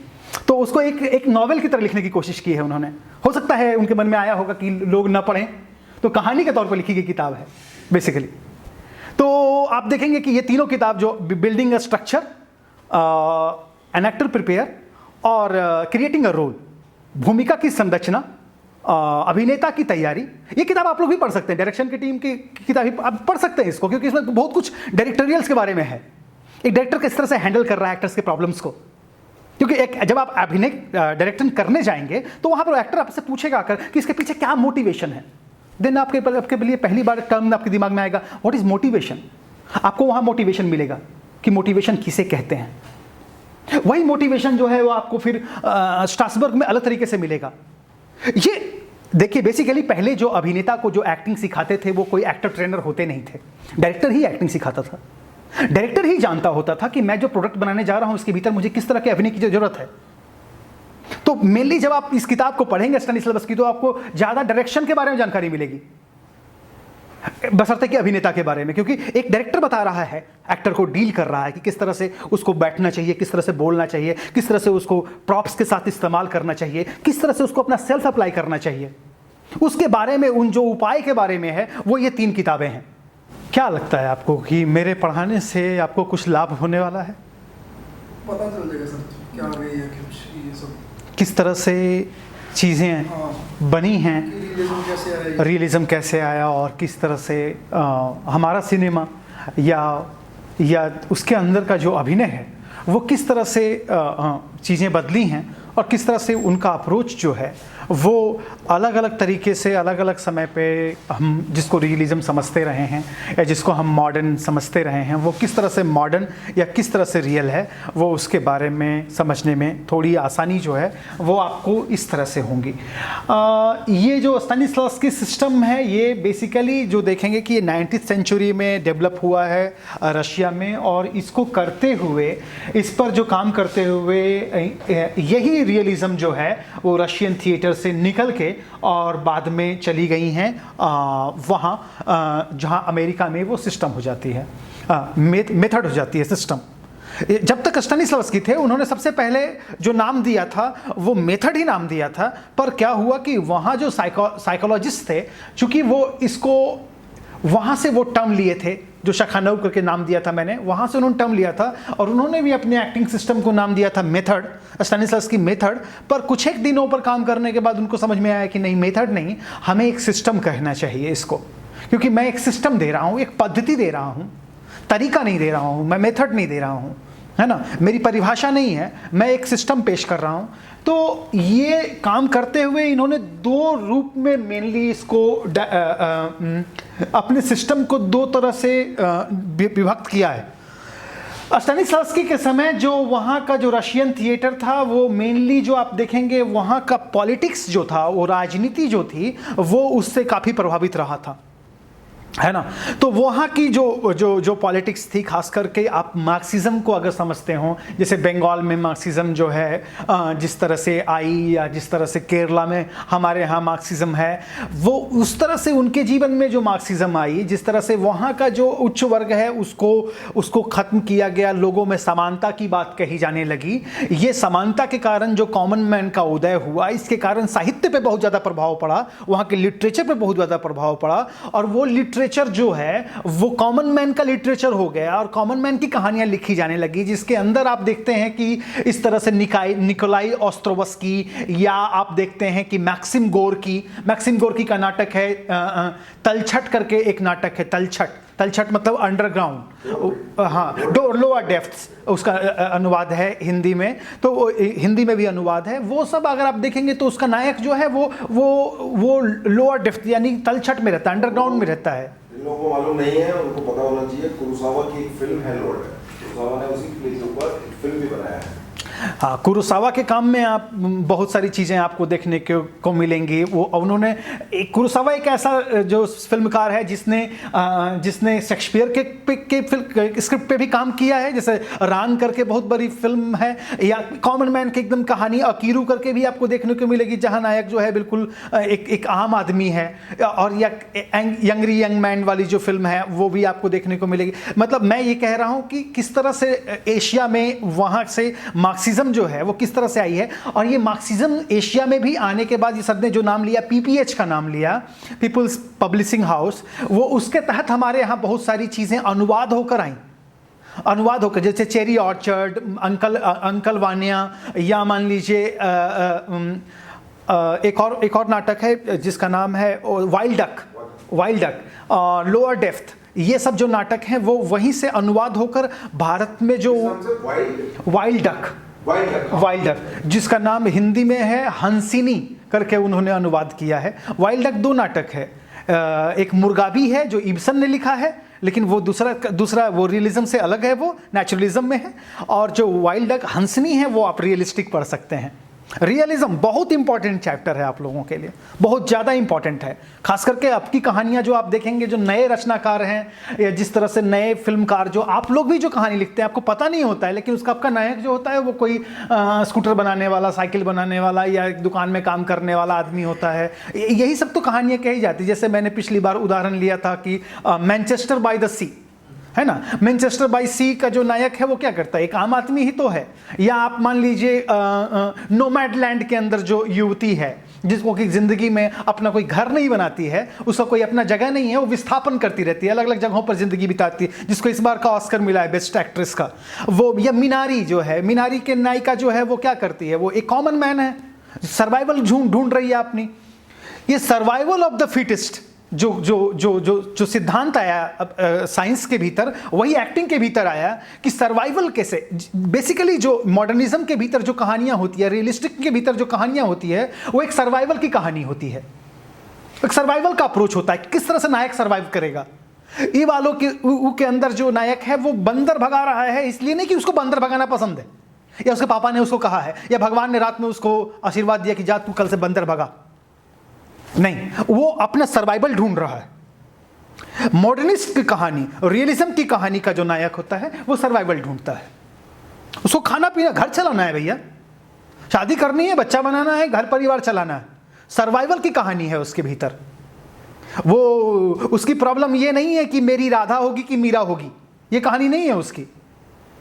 उसकी कहानी का जो नायक है उसका प्रॉब्लम ये है कि वो घर कैसे चलाए, उसको खाना कैसे, 2 वक्त की रोटी कैसे जुगाड़ होगा, ये उसकी कहानी का नायक है। उस कहानी के नायक का, उस कहानी के हीरो के लिए, उस कहानी का अभिनेता कैसे अभिनय करेगा, इसके बारे में टोटल है रियलिज्म।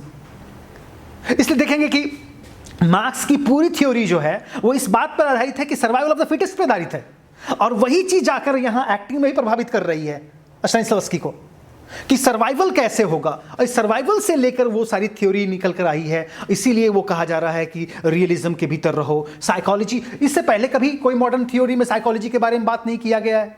रामायण पढ़ते हुए अभी कहीं भी साइकोलॉजी के बारे में कि राम उदास बैठे हैं, उनको समझ में नहीं आ रहा है रहना है कि नहीं रहना है, करना है कि नहीं करना, सीता को लाना है कि नहीं लाना, यही सवाल है।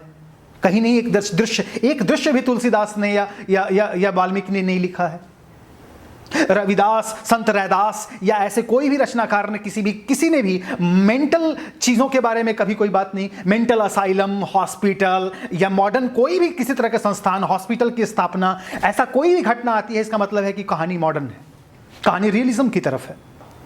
उसका नायक रियलिस्टिक की बात कर रहा है, क्योंकि उसके अंदर एक मनोवैज्ञानिक से मिलने जा रहा है। जैसे एक फिल्म है रोग करके है, इरफान खान की फिल्म है, उसमें वो कहते हैं एक साइंटिस्ट से मिलने जाता है और वो बोलता है कि वो साइकोलॉजिस्ट से, और वो बोलता है कि मुझे बहुत दिनों से नींद नहीं आ रही है। ये नींद नहीं आना राम की समस्या नहीं थी, ये नींद नहीं आना कृष्ण की समस्या नहीं है, ये नींद नहीं आना किसी और की समस्या नहीं है। ये नींद नहीं आना आप कभी पारसी थिएटर में नहीं देखेंगे, क्लासिकल स्ट्रक्चर के अंदर दुष्यंत को नहीं देखेंगे उनको नींद नहीं आ रही है, शकुंतला से नहीं मिलने के बाद, नहीं, अच्छे से नींद आ रही है उनको। पर यहां नायक का प्रॉब्लम यह है कि उनको नींद नहीं आ रही है, रोटी नहीं मिल रहा है खाने को, 2 बीघा जमीन है मगर वहां पर कुछ उपज नहीं रहा है। एक साइकिल थी वो चोरी हो गई बाइसिकल थिप के अंदर। रोको एंड ब्रदर्स के अंदर 5 भाई हैं और उनको सेम विक्टोरिया डसिका की फिल्म है रोको एंड ब्रदर्स, और उसके अंदर देखेंगे कि 5 भाई हैं लेकिन सर्वाइवल नहीं हो रहा है, घर नहीं चल रहा है अच्छे से, है ना। तो ये जो समस्या है, ये जो चीज है, ये प्रॉब्लम है, ये सब प्रॉब्लम का इलाज अभिनय के भीतर कहाँ था? इस एक्टिंग के अंदर। तो जब सिनेमा के भीतर, अभिनय के भीतर मॉडर्निटी के बारे में बात आई तो उसके भीतर 2 चीजें आई। एक, सेल्फ के ऊपर प्रश्न करना, सेल्फ के ऊपर क्वेश्चन करना। ये रियलिज्म की देन है, मॉडर्निज्म की देन है। सेल्फ के ऊपर क्वेश्चन करना, मैं डाउट में हूं कि कहीं मुझ में गलती है या सिस्टम में गलती है। ये क्वेश्चन करना अपने आप से, ये इसका मतलब है मॉडर्न है, प्ले मॉडर्न है। एक्टर दुविधा में है, डाउट में है, कैरेक्टर जो है वो डाउट में है। राम कहीं डाउट में नहीं है, कृष्ण कहीं डाउट में नहीं है, हनुमान कहीं डाउट में नहीं है, इलियड कहीं डाउट में नहीं है, कोई भी चीजें कहीं डाउट में नहीं है। लेकिन मॉडर्न प्रॉब्लम के अंदर जो एक्टर है वो डाउट में है और सेल्फ से क्वेश्चन कर रहा है। यानी सेल्फ से क्वेश्चन करना, यानी एक्टर जो है वो मॉडर्न है, प्रॉब्लम मॉडर्न है, और वो मॉडर्न तरीके से डील होगा अभिनय के भीतर। समझ रहे हैं ना? सवाल करना, खुद से सवाल करना, खुद के एग्जिस्टेंस पे सवाल करना कि मैं जिंदा रहूं कि ना रहूं, यार समझ में नहीं आ रहा, अब मैं क्या करूं, मेरा घर नहीं चल रहा है, ये सभी जो सवाल है। तो सेल्फ और वर्ल्ड, 2 चीजें आई मॉडर्निज्म के भीतर। एक आई सेल्फ, एक आया वर्ल्ड। सेल्फ को स्टानिस्लावस्की ने एक्टर्स वर्क ऑन हिमसेल्फ के रूप में एक चैप्टर दिया कि एक्टर अपने ऊपर क्या क्या काम करेगा, और वो वर्ल्ड की समस्या थी, उसको इस तरह से इन्होंने एक्टर्स वर्क ऑन कैरेक्टर के ऊपर नाम काम दिया कि कैरेक्टर के ऊपर एक्टर किस तरह से काम करेगा। अभिनय के भीतर या हमारे जीवन के भीतर 2 ही चीजें होती है ना। एक होता है कि लोग हमें किस तरह से देख रहे हैं, एक मैं अपने आप को कैसे प्रस्तुत कर रहा हूं, मैं अपने आप को कैसे प्रस्तुत कर रहा हूं, एक चीज यह है। दूसरा, मैं हूं कैसा, तीसरी बात है मैं खुद में कैसा हूं, मैं कैसा दिखा रहा हूं, और तीसरा कि लोग मुझे कैसे देख रहे हैं। मैं हूं कैसा, यह है self, actors work on self, कि किसके ऊपर क्या क्या चीजें मैं कर सकता हूं। दूसरा है एक्टर्स वर्क ऑन कैरेक्टर, यानी कैरेक्टर जब अब मैं चरित्र बनाऊंगा तो उसको कैसा मैं बनाऊंगा। Actors work on self, actors work on character. जैसे कल मैं एक कहानी पढ़ रहा था, एक स्ट्रासबर्ग की किताब में एक राइटर है, वो स्ट्रासबर्ग से पढ़ा है। स्ट्रासबर्ग बताऊंगा कौन है आगे। तो स्ट्रासबर्ग से पढ़ा है, तो वो कह रहा है कि मेरी एक दोस्त थी, वो बहुत देखने में सुंदर थी और वो खुद भी सोचती थी कि वो बहुत सुंदर है। खुद भी वो सोचती थी कि बहुत सुंदर है। तो एक दिन क्या हुआ कि हम लोग एक पार्टी के अंदर बैठे हुए थे और मेरे बगल से एक जीना, एक सीढ़ी ऊपर की तरफ जा रही थी, जिस सीढ़ी के भीतर बगल में एक शीशा लगा हुआ था बड़ा सा। पूरे सीढ़ी के बगल में शीशे थे। वो सीढ़ी से गई ऊपर, और जब ऊपर से नीचे लौट रही थी तो उसने अचानक से उसे आभास हुआ कि वो पहले सोचती थी कि वो बहुत सुंदर है, लेकिन कुछ पल के लिए उसे लगा 2-3 सीढ़ी उतरते हुए कि यार ये लड़की जो मेरे साथ उतर रही है नीचे शीशे में, ये बहुत सुंदर तो नहीं है। और उसको चक्कर आ गया। चक्कर आने के बाद वो गिर गई। गिरने के बाद उसे थेरेपी के लिए जाना पड़ा। फिर वो जाकर वो राइटर जो है वो पूछता है कि तुम्हें हुआ क्या। तो बोली यार मुझे कुछ देर के लिए 4 से 5 मिनट के लिए मुझे लगा कि वो मेरे साथ जो उतर रही है कोई और लड़की है, और तब मुझे ये एहसास हुआ कि वो सुंदर नहीं है। तब मुझे ये एहसास हुआ कि मैं सुंदर नहीं हूँ, और मैं ये इतने दिन का जो मेरा सोचना था कि मैं सुंदर नहीं हूँ, ये मुझे क्यों हुआ। इसका मतलब है कि उसके मन में 3 प्रश्न आए। एक कि मैं कैसी हूँ, दूसरा लोग मुझे कैसे देखते हैं, तीसरा मैं कैसे अपने आप को प्रेजेंट करती हूँ। ये तीनों अलग अलग सवाल है, और ये अभिनय के भीतर सबसे इंपॉर्टेंट क्वेश्चन है मॉडर्न थ्योरी के अंदर। मॉडर्निटी के अंदर सबसे इंपॉर्टेंट प्रश्न है कि मैं जो सोचता हूँ वो मैं हूँ कि नहीं, मैं जो सोचता हूँ वो मैं हूँ कि नहीं बेसिकली, या मैं अपना एक प्रोजेक्टेड सेल्फ बाहर कर रहा हूँ। मैं कौन हूँ, मेरा प्रोजेक्टेड सेल्फ कौन है, और तीसरा लोग मुझे जो देख रहे हैं वो भी क्या मेरा एक अवेयरनेस है, या लोग मुझे बिल्कुल अलग तरीके से देख रहे हैं। हो सकता है मैं अपने नज़र में बहुत सुंदर नहीं हूँ, लेकिन लोग मुझे बहुत सुंदर सोचते होंगे। ये तीनों चीज़ से इंसान जूझता है। और इन तीनों का जो ये तीनों सोच है, ये मॉडर्न एक्टिंग प्रैक्टिस के भीतर, एक मॉडर्निटी के भीतर आने वाले इंसान के अंदर ही ये बात आती है। ये पहले कभी नहीं थी। राम और कृष्ण और ये और वो भक्ति काल में जो भी कविताएं लिखी गई है और जो भी स्क्रिप्ट लिखा गया, उसके भीतर ये कोई समस्या नहीं है। नायक जो राष्ट्र के लिए युद्ध कर रहा है, उसके भीतर ये कोई डाउट नहीं है। ये डाउट है मॉडर्न प्रॉब्लम, जहां से साइकोलॉजी में प्रॉब्लम हुआ है। Actors work on self, actors work on character. ये दो चीजें जो है, ये जो है इंपॉर्टेंटली जो उन्होंने दो तरह से डिवाइड किया है। The actor develops a theatrical sense of self by learning to control the skills of concentration, imagination and communication. Stanislavski divides his system into two main part. First, the actor's work on himself and the actor's work on role. Actors अपने ऊपर क्या काम करेगा, actor role के ऊपर क्या काम करेगा। क्योंकि दो ही चीजें हो सकती है ना।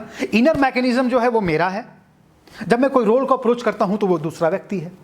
तो एक चीज तो हो सकता है कि मैं अपने अंदर क्या सुधार ला सकता हूं, और दूसरा ये अंदर हो सकता है कि मैं उस कैरेक्टर के अंदर क्या बदलाव कर सकता हूं। जैसे ही एक्टर को लगता है कि नहीं मुझे, मान लीजिए तूफान फिल्म अभी आई है, आप लोगों ने देख ली होगी, वह अमेज़न प्राइम पे है। तूफान फिल्म के अंदर आप देखते हैं कि बीच में बेचारा नहीं, जब वो फाइटिंग में कर रहा है, नहीं जीत रहा है, तो वो मोटा हो जाता है ना। जब मोटा हो जाता है तो वो पतला होने के लिए बहुत एक्सरसाइजेस करता है, फिर जाकर फाइट करता है, फिर जीतता है। तूफान के अंदर फरहान अख्तर जब वो कैरेक्टर की तरफ बदलाव ला रहा है तो वो स्वयं भी बदलाव ला रहा है। वो जब पेट निकाल रहा है अपना, जब वो, तो उसका पेट निकला हुआ है, और जब वो बहुत सारा मेहनत करता है अपने ऊपर तो उसका पेट कम जाता है और फिर वो कैरेक्टर के लिए तैयार हो जाता है। तो सेल्फ के ऊपर ही मेहनत कर रहा है वो कैरेक्टर पे काम करने के लिए भी, समझ रहे हैं। तो ये सेल्फ और कैरेक्टर दो चीजें आपको एज ए डायरेक्टर भी आप लोगों को फाइट करने को मिलेगी, सेल्फ और कैरेक्टर। सेल्फ और कैरेक्टर है क्या, किस तरह से समझेंगे उसको। ये ऐसा है, सेल्फ को हिंदी में कहा जाता है पात्र, और जो कैरेक्टर है उसे कहा जाता है चरित्र। पात्र और चरित्र। पात्र कैसा क्या होगा, जैसे पिछली बार भी मैं समझाया था कि कोई भी, मान लो कि ग्लास, एक खाली ग्लास है ना, एक खाली ग्लास जो है वो पात्र है। जैसे बोलते घर में बोलते हैं ना कि जल पात्र लेकर आइए, एक कोई खाली पात्र लेकर आइए। पात्र मतलब बर्तन, एम्प्टी वेसल, खाली बर्तन, एक पात्र है। तो एम्प्टी बर्तन में मान लीजिए आपके पास एक कटोरा समझते, कटोरी समझते, कटोरी आप लोग सभी समझते हैं। बाउल, जब बाउल के अंदर तेल होता है तो आपकी मम्मी बोलती है बेटा जरा वो बाउल देना तेल वाला। जब उसके अंदर जूस रखा होता है तो आपकी मम्मी बोलती है जरा जूस का ग्लास देना। जब उसके अंदर पानी रखा होता है जरा पानी का ग्लास देना। है ग्लास ही, लेकिन उसके अंदर इंग्रेडिएंट क्या है वो बदल दे रहा है उसके स्वरूप को, उसके चरित्र को। एक एक्टर जो है वो एम्प्टी वेसल है नाट्य शास्त्र के अनुसार। एक एक्टर जो है वो खाली पात्र है, वो चरित्र नहीं है। चरित्र वो तब होगा जब उसके गुण विशेष को वो धारण करेगा। अभी मैं आप नहीं हूं, मैं जब आपका अभिनय करना होगा तो मैं आपकी सारी चीजों को स्टडी करूंगा और फिर मैं आपकी तरह हो जाऊं। आपकी तरह होने के लिए मुझे आपके इमोशंस को पकड़ना होगा, आपके थॉट को पकड़ना होगा, आपके जीवन शैली को पकड़ना होगा, आपके साइकोलॉजी को पकड़ना होगा। जैसे ही मैं उन चीजों को पकड़ूंगा मैं चरित्र हो जाऊंगा। और मुझे कहा जा सकता है कि चंदन पात्र है पर चरित्र कर रहा है, आपका नाम रोनी का कर रहा है। क्यों? क्योंकि ग्लास एक ही है, लेकिन ग्लास के अंदर जूस डालने से वो सब आप कह रहे हैं ना कि जरा अनार का जूस का ग्लास देना तो, या शराब का ग्लास देना तो। शराब उसके अंदर है, इसलिए अगर पानी होता तो आप कहते पानी का ग्लास दो मुझे। ये सिंपल सी बात है, यस। सेल्फ जो है वो खाली है, सेल्फ के अंदर कोई कलर नहीं है, सेल्फ को कलर हम देते हैं एज एन एक्टर। वो जो कलर हम देते हैं वही उसको चरित्र बनाता है। पात्र और चरित्र जो आप अभी कहानियों में पढ़ते हैं, जो आप डायरेक्ट करते हैं, वो सब चरित्र की कहानी है, पात्र की कहानी नहीं है। पात्र की तैयारी बिल्कुल अलग है। तो एक्टर्स वर्क ऑन हिमसेल्फ, अपने ऊपर क्या काम करेगा वो पात्र के ऊपर। एक्टर्स वर्क ऑन रोल, वो चरित्र के ऊपर क्या काम करेगा। ये दो इंपॉर्टेंट एस्पेक्ट हैं अभिनय में जिसके ऊपर स्टानिस्लवस्की ने काम किया है। और उसको काम करते हुए उसने कहा है कि पहला जो थ्योरी मैं देता हूं उसका नाम है the method of physical action. Physical यानी शारीरिक, और एक्शन मीन्स कार्य। कार्य, एक्शन समझते हैं ना, एक्शन शब्द है टू डू। एक्शन, एक्ट मतलब होता है टू डू, और एक्शन मतलब है डूइंग। और एक्टर किसे कहते हैं? जो डूअर है, जो करता है। और एक्टिंग किसे कहते हैं? जो ये सब चीजें होती है। बिल्कुल सिंपल है। Act means to do, acting means to doing, actor means जो डूअर है। कोई प्रॉब्लम नहीं है, बिल्कुल आसान काम है इसको समझना, एक्टिंग को समझना। एक्टिंग मतलब और कोई चीज नहीं है, जो कुछ भी करना। जैसे मान लीजिए यहां से ग्लास, ये फोन उठाकर मैं अपने जेब में रखता हूं, या मान लीजिए यहां से ये फोन उठाकर मैं अपने हाथ में लेता हूं, नंबर लगाता हूं, ये एक्टिंग है। एक्टिंग क्योंकि मैं लगातार कर रहा हूं, मैंने किया नहीं था, मैं भी कर रहा हूं, वर्तमान में सब कुछ घटित हुआ। पूछना चाहूंगा जी, बड़ा सिंपल सा क्वेश्चन है जी, हर एक का आंसर अलग अलग तरीका होता है। हाँ, जैसे हम कोई फिल्म देख रहे हैं या कोई प्ले देखा है, कुछ भी हुआ, तो हम कहते हैं इस आदमी ने बहुत अच्छी एक्टिंग, हाँ। तो हम किस चीज को अच्छी एक्टिंग मानते हैं? दो चीजों को, एक उसका इनर, मतलब उसकी इनर वर्ल्ड, उसका साइकोलॉजी बिल्कुल हमें बिल्कुल सही लग रहा है कि नहीं। एक उसका प्रेजेंटेशन, जो बाहरी उसका जो रूपरेखा है। एक्टिंग दो चीज़ों के बारे में होता है, एक उसका इनर सेल्फ और दूसरा एक आउटर सेल्फ, आउटर एक्सप्रेशन। अगर उसका आउटर एक्सप्रेशन और इनर एक्सप्रेशन दोनों ठीक है, इसका मतलब है अभिनय सही हो रहा है। अगर उन दोनों में कहीं तारतम्य नहीं है तो हमें पता चलता है कि यार ये अभिनय सही नहीं जा रहा है। क्यों? क्योंकि दोनों रिदम और जो टेम्पो है वो दोनों मैच नहीं कर रहा है। ये आदमी जो बोल रहा है, इसकी कथनी और करनी में अंतर है। इसका शरीर उस तरह से नहीं चल रहा है जिस तरह से इसका साइकोलॉजी चल रहा है। बस हम यही दोनों चीज़ें जो है वो परसेप्शन में ले पाते हैं। और लेते क्या हैं? यही कि वो हमें कहीं और ले गया कि नहीं, हमें सबकॉन्शियस में ले गया कि नहीं उसका अभिनय। मुझे वो, अगर एक्टर के अंदर थोड़ा सा भी डाउट है तो कभी भी वो नहीं ले जा पाएगा। जैसे आपसे मैं बात करता हुआ, अगर मैं खुद के सेल्फ डाउट में रहूँगा तो मैं आपको कभी क्लास के भीतर नहीं ले जा पाऊँगा, मैं आपको कभी स्टानिस्लॉवस्की की समझा नहीं पाऊँगा, क्योंकि मैं खुद डाउट में हूँ। अगर मैं डाउट में नहीं हूँ तो मैं आपको ऑब्वियसली मैं रशिया घुमा लाऊंगा। क्यों? क्योंकि मुझे पता है ना कि रशिया किधर है।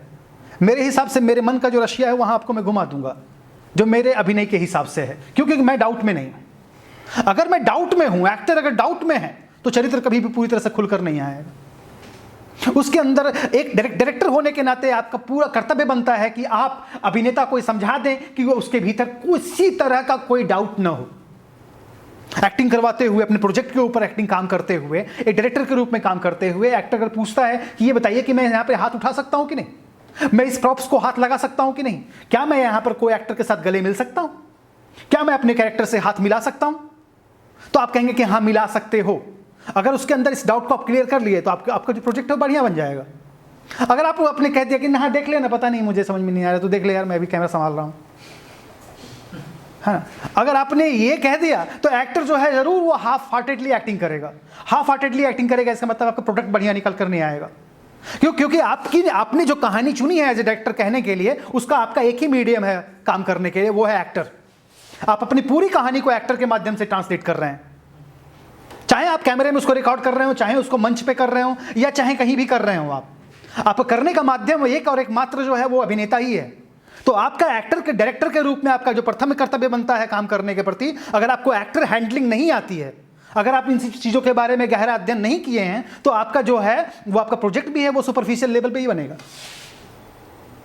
क्योंकि आपके अंदर जो काम करने की क्षमता है वो सब कुछ इसी अध्ययन पे आएगा कि आपने अध्ययन कितना किया है इन चीज़ों के बारे में, आप कितना थियोरेटिकली क्लियर हैं इसके बारे में।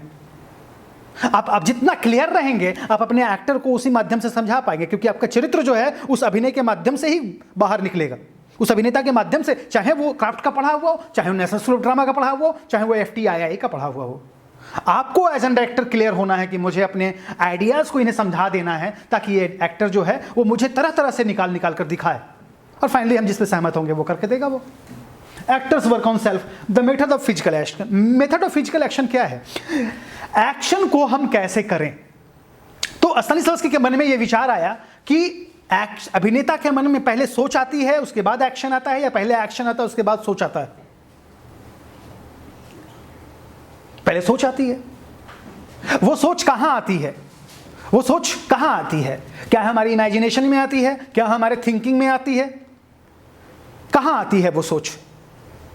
किसको आखिर हम ट्रेंड करें? अभिनेता के सोच को ट्रेंड करना है कि अभिनेता के बॉडी को ट्रेंड करना है? क्या करना होगा आप लोग, क्या लगता है? सोच को, थिंकिंग को, है ना, यानी उसके अंदर के आइडियाज को ट्रेंड करना होगा आपको। तो एक अभिनेता पहला काम क्या करेगा? अपने आइडियाज को ट्रेंड करने के लिए वो कोशिश करेगा कि उन चीजों के बारे में जाने की जहां से वो उत्पन्न हो रही है उसके अंदर। अगर उसके अंदर वो गुस्सा आ रहा है तो किस कारण से आ रहा है? किसी सीन में एक एक्टर को आपने बोला कि गुस्सा हो जाओ, गुस्सा हो जाओ, वो पूछेगा भाई क्यों? अचानक से अभी तो खुश थे हम।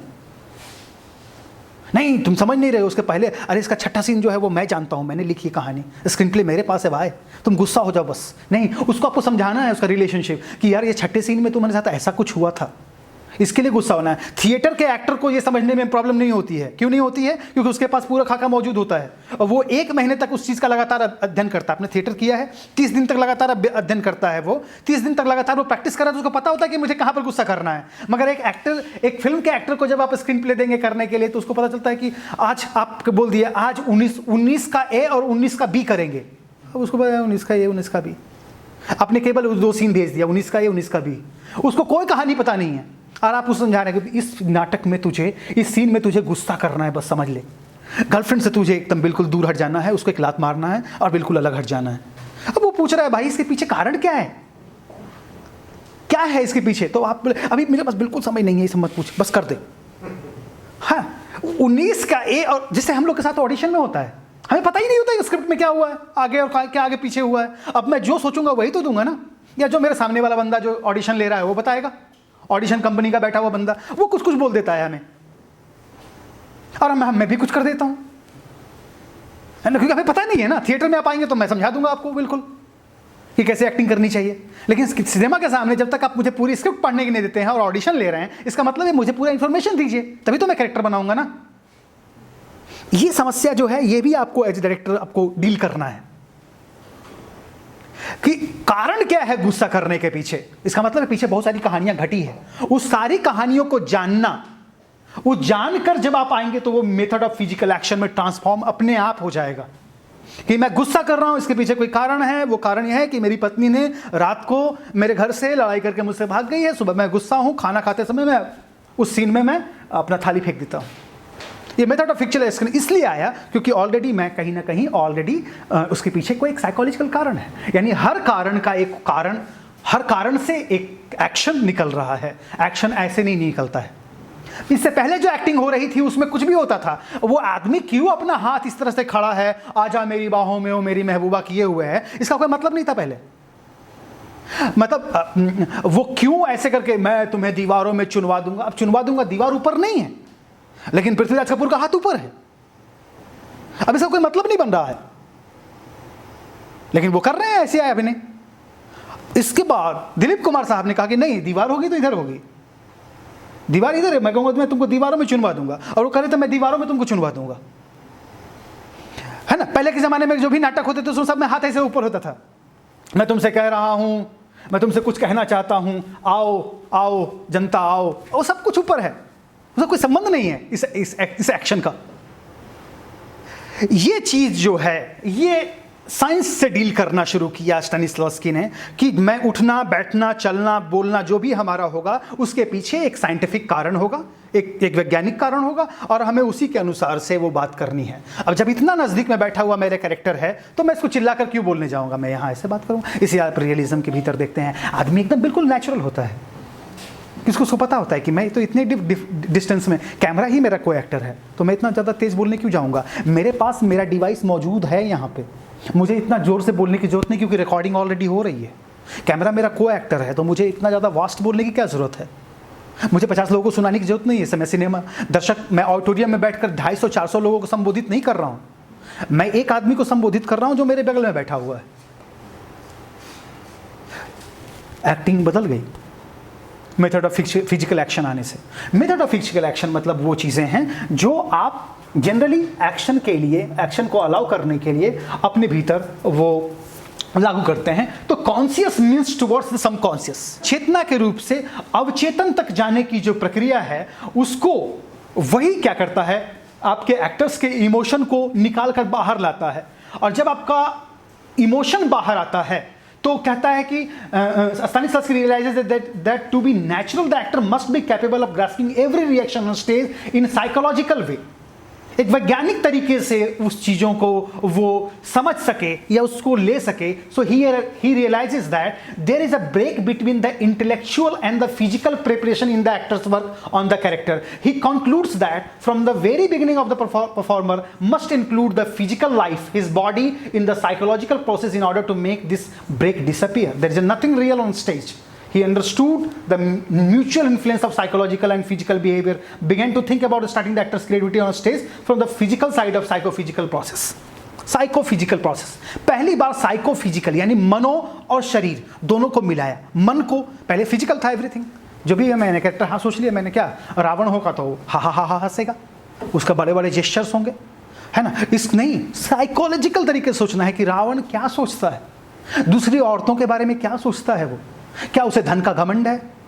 इस तरह से जब आप सोचेंगे, साइकोलॉजिकल मिक्स करेंगे फिजिकल के भीतर, तो आपको क्या होगा, वो आपकी इमोशन को हिलाएगा और वो उसी तरह का इमोशन निकल कर आपके अंदर से आएगा जो आपको कहना चाहिए. जिस बात को आप कोई इमोशन पहले क्राफ्ट नहीं करेंगे, पहले से आप नहीं सोचेंगे कि मैं अपना हाथ ऐसे चलाऊंगा क्योंकि मैं रावण हूं. नहीं, आपको पढ़ने के बाद क्या अनुभूति हुई उसी को करना है. आपका इमोशन को कितना ड्राइव कर रहा है वो. अब हंसी आपको इतनी आ रही है और आप हंस रहे हैं,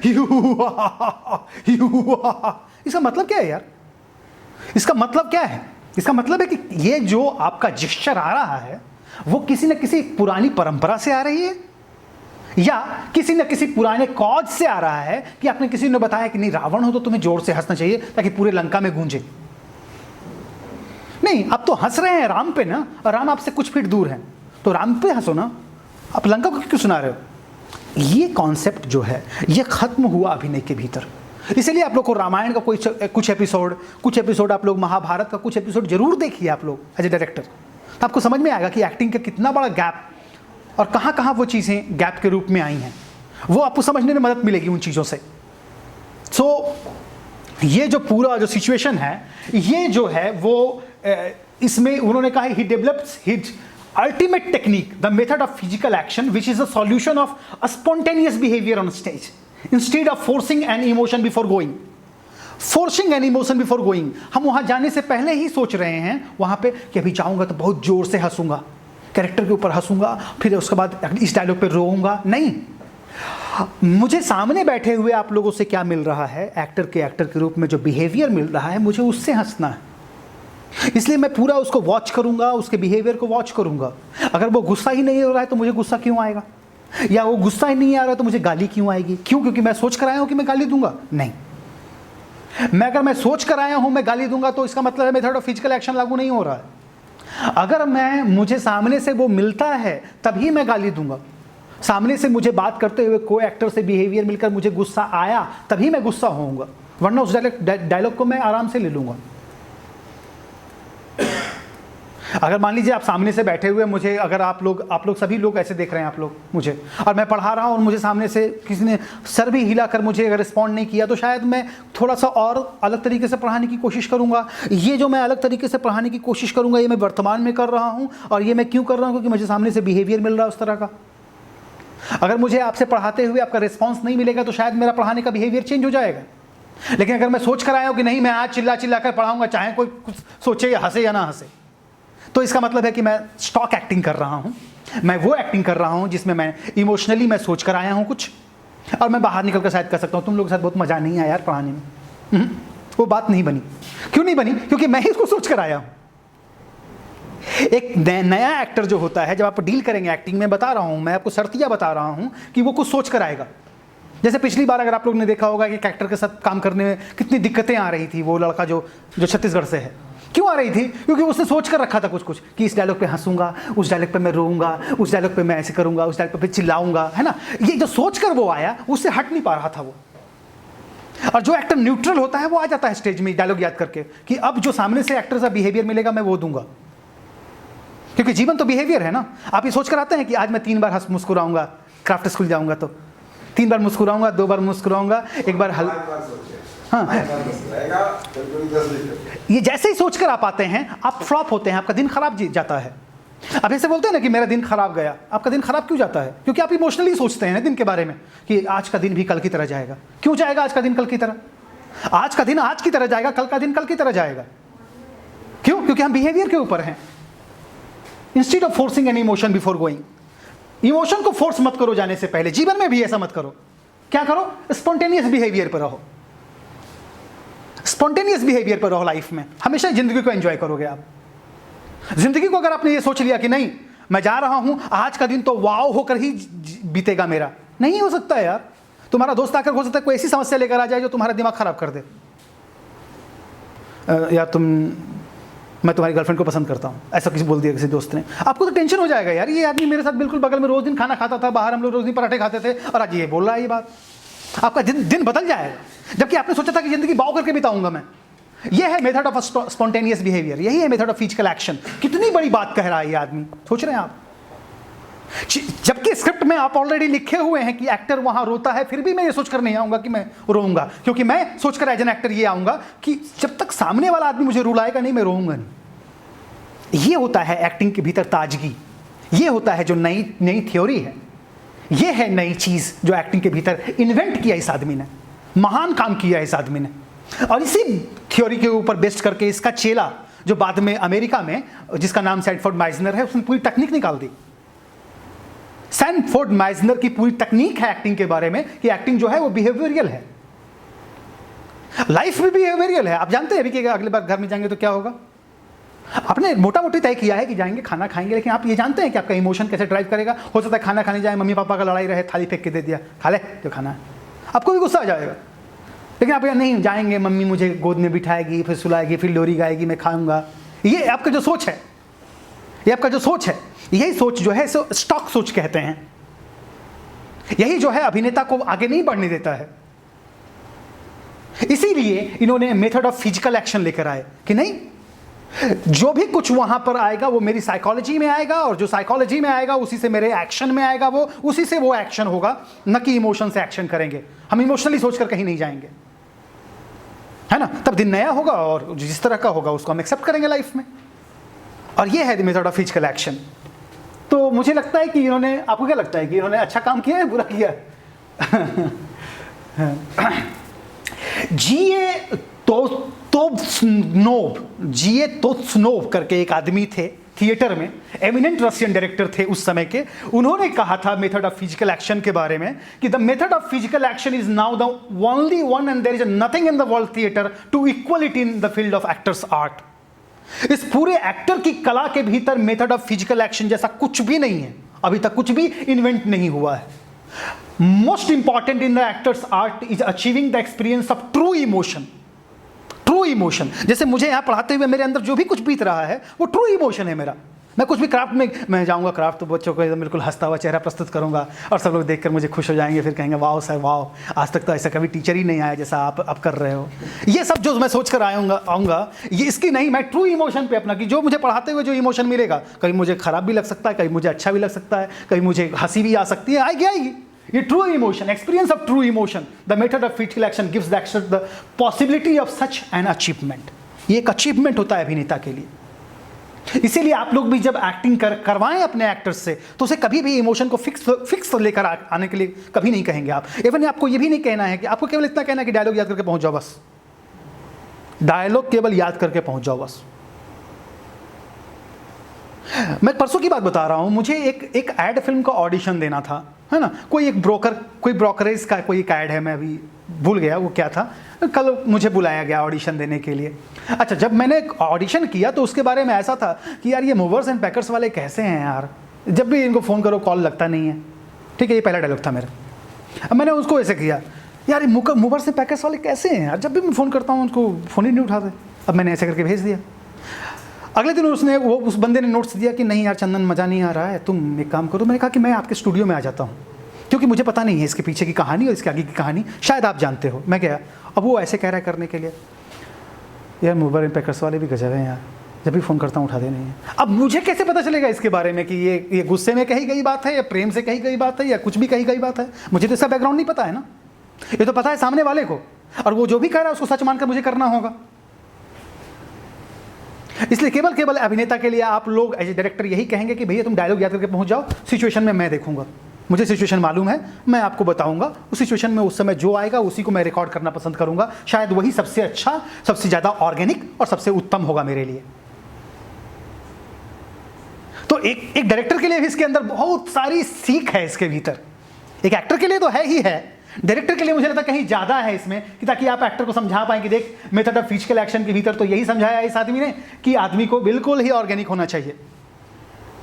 आप केवल स्क्रिप्ट पढ़कर पहुंच जाओ, आपको फिक्स कर। अभिनेता क्या करता है जनरली, आप यहाँ के एक्टर्स के साथ काम करेंगे या एमेच्योर एक्टर के साथ जब आप काम करेंगे, आपको प्रोजेक्ट करना होगा फाइनली, तो आप देखेंगे कि वो लोग क्या करेंगे, इमोशन पकड़ के आ जाएंगे, है ना। जैसे ही डायलॉग मिलेगा वो लोग ऐसे बात करना चलेंगे, अरे तू कौन होता है कहने वाला मैं। अब उसका पता, आपको पता है यार कि इसके पीछे की कहानी में वो गुस्सा नहीं हो रहा है, ये आपको पता है, तो आप कह सकते हैं भाई नहीं मुझे नहीं चाहिए, छोड़ दो इसको। वो छोड़ने पर भी एमेच्योर एक्टर के साथ प्रॉब्लम क्या है, वो छोड़ नहीं पाएगा।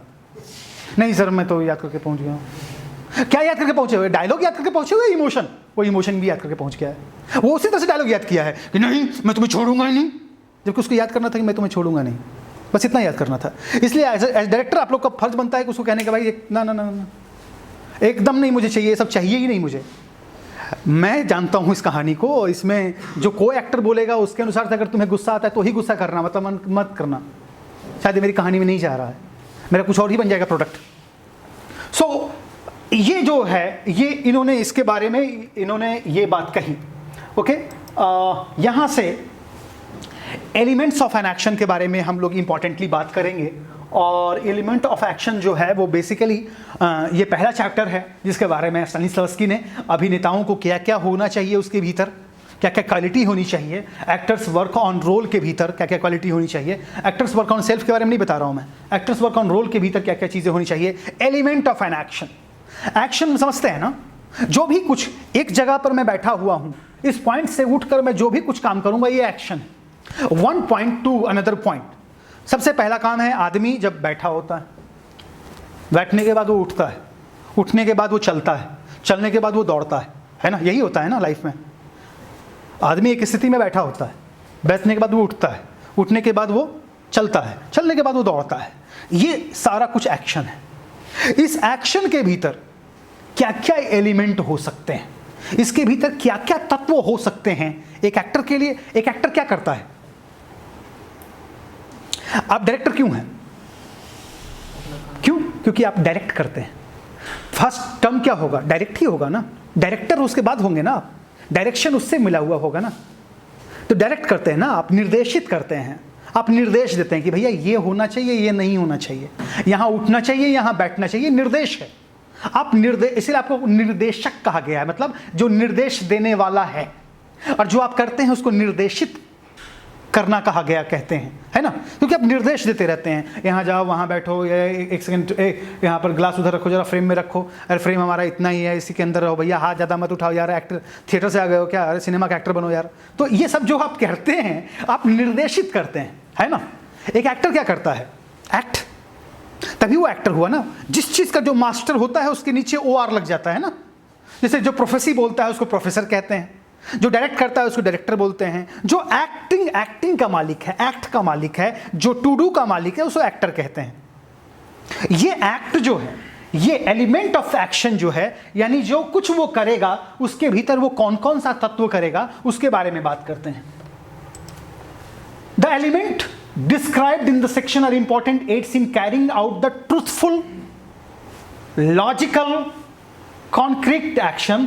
Therefore, the turning on of an actor's subconscious. ये क्या है, ये truthful क्या है? जब भी आप कोई एक्टिंग करेंगे या जब भी कोई, या मान लीजिए कोई फिल्म बनाते हैं आप क्या चाहेंगे, ट्रुथफुल बने, सच्चाई के करीब हो, उसका सच से कोई रिश्ता हो। एक्टर भी यही सोचता है कि जब मैं एक्टिंग करूंगा तो वो ट्रुथफुल होना चाहिए, सच्चा लगे, मैं ही लगूं कि मैं ही राम हूं, लगे कि नहीं चंदन कुमार जो है वो कैरेक्टर कर रहा है मोहन का, तो मोहन लगना चाहिए, ट्रुथफुल चाहता है वो।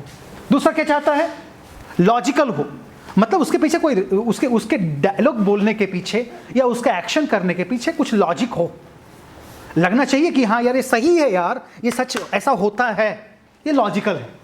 और तीसरा कॉन्क्रीट एक्शन होना चाहिए, एकदम बिल्कुल लगना चाहिए कि हाँ यार स्टैब करना कि बिल्कुल उसने स्टैब किया है, पानी उठाने को, वो जब कोल्ड ड्रिंक पी रहा है तो लगना चाहिए कि वो शराब पी रहा है। कॉन्क्रीट एक्शन दिखने चाहिए इन तीनों काम को करने के लिए, क्योंकि यही चीज जो है वो टर्न ऑन करता है क्या, एक्टर के सबकॉन्शियस माइंड को।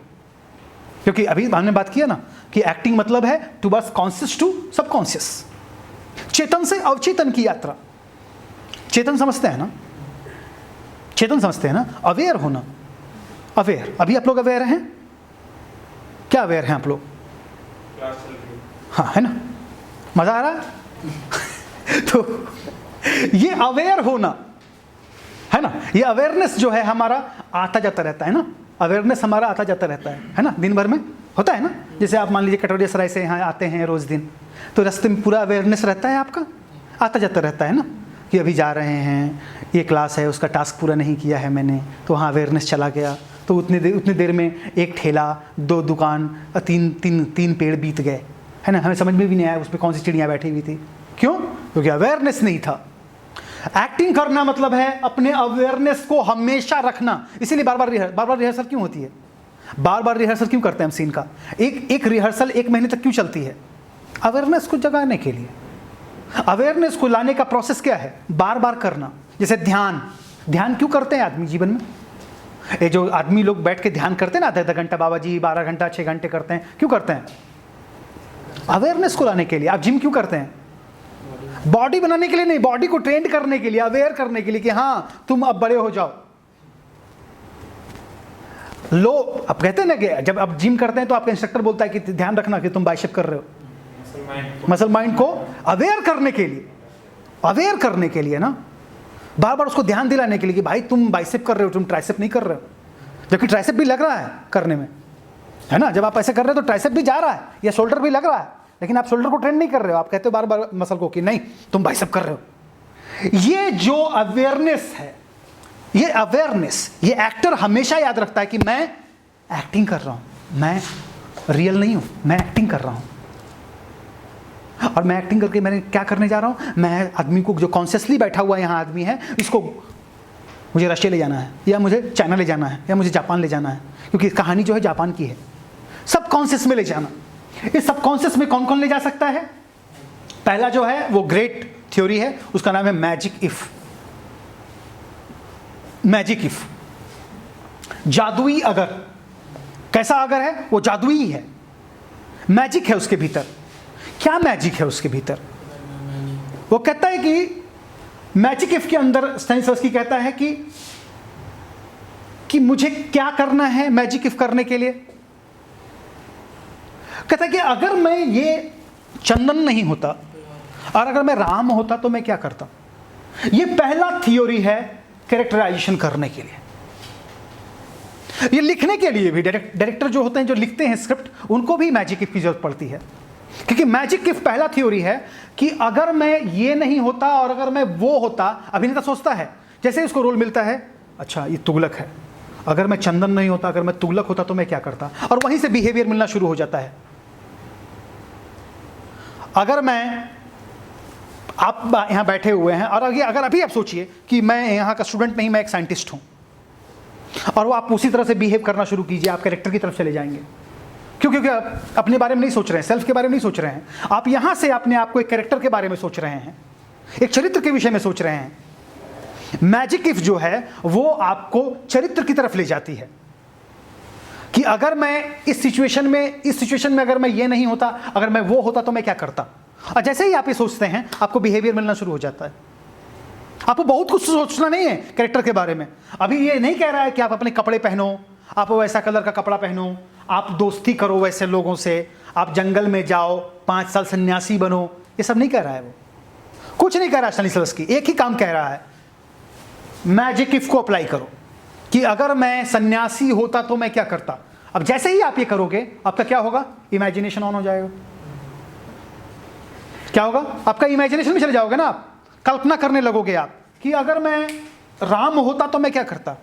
मैं अपना जटा को बांधता, अब मैं जंगल में हूं तो मैं अपनी सुरक्षा के लिए कुछ तो रखूंगा, AK-47 लेता, है ना, साथ में मेरी क्या है पत्नी है, तो मैं क्या करूँगा, चलने के लिए अच्छे अच्छे जूते पहनूंगा, है ना, पैर में कांटे न कट जाए।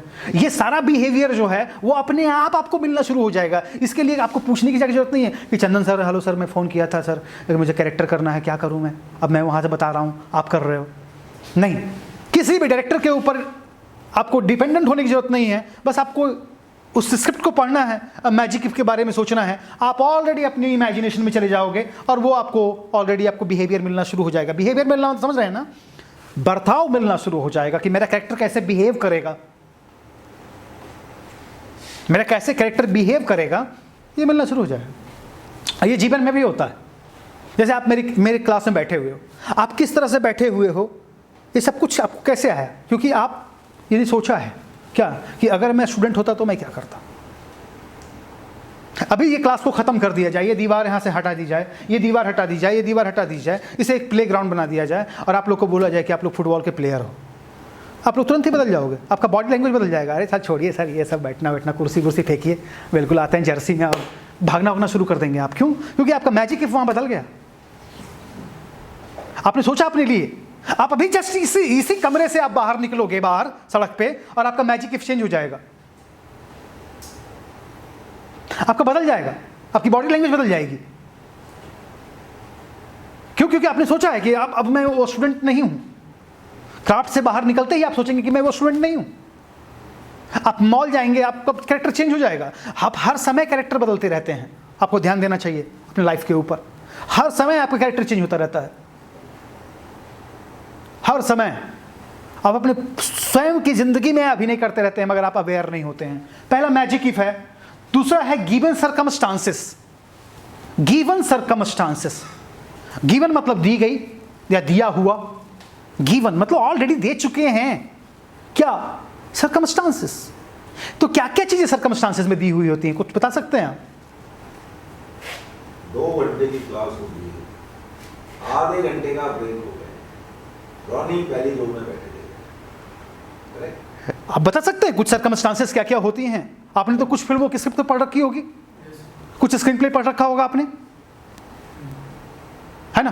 तो आपको पता क्या लगता है कि आपको सर्कमस्टांसेस क्या क्या दी हुई होती हैं? या मान लीजिए आप एक प्रोजेक्ट डायरेक्ट करने जा रहे हैं, है ना, और उस प्रोजेक्ट को आपने एक एक्टर के हाथ में दिया, तो सर्कमस्टांसेस क्या क्या दिया गया है उसके अंदर? कुछ भी ट्राई कीजिए, क्या लगता है आपको? आप बता सकते हैं क्या? वो घर में बैठा हुआ है और पानी नहीं आ रहा। हाँ, ये तो स्थिति है। सर्कमस्टांसेस क्या क्या दी गई हैं, मतलब क्या क्या चीजें दी गई हैं उसमें अंदर, स्क्रिप्ट के अंदर क्या क्या इंफॉर्मेशन है? उसका सोशल बैकग्राउंड बहुत अच्छा, और इकोनॉमिकल बैकग्राउंड, और उसका साइकोलॉजिकल बैकग्राउंड, उसका सोशल बैकग्राउंड ही है, कहाँ से है, उसका पैसा कितना कमाता है, वो मेंटल बैकग्राउंड, उसका मनोदशा कैसी है, क्या वो पागल है, नहीं पागल है, साइकोलॉजिकल है, नहीं साइकोलॉजिकल है, वो दूसरी तरह से सोचता है, स्प्लिट पर्सनालिटी है, फिजिकल बैकग्राउंड कैसा है उसका, ये सब कुछ कहाँ दिया गया है? स्क्रिप्ट के भीतर। एक गिवन सर्कमस्टांसेस जो होती है वो स्क्रिप्ट के भीतर दी गई होती है। यही आप लोग सौंपते हैं किसको? एक्टर को। एक एक्टर को आप लोग यही सौंपते हैं, क्या? गिवन सर्कमस्टांसेस, दी गई परिस्थिति कि भैया ये लो, मैं तुम्हें देता हूं, किस लिए? क्या वो अचार बनाएगा उसका, या मोड़ के अगले दिन पहुंच जाएगा ऐसे करके, हाँ भैया लीजिए, स्क्रिप्ट लिए थे ना आप, ये लीजिए, मैं देख लिया। क्या देखा तुमने उसमें? आप डायरेक्टर के रूप में पूछेंगे ना, क्या देखा तुमने? एक ब्रिलियंट एक्टर को जो इतना इतना करोड़ों रुपए जो पेमेंट करते हैं हमारे बॉलीवुड में, वो क्यों करते हैं? इसीलिए करते हैं ना कि वो गिवन सर्कमस्टांसेस को बहुत अच्छी तरह समझता है। वो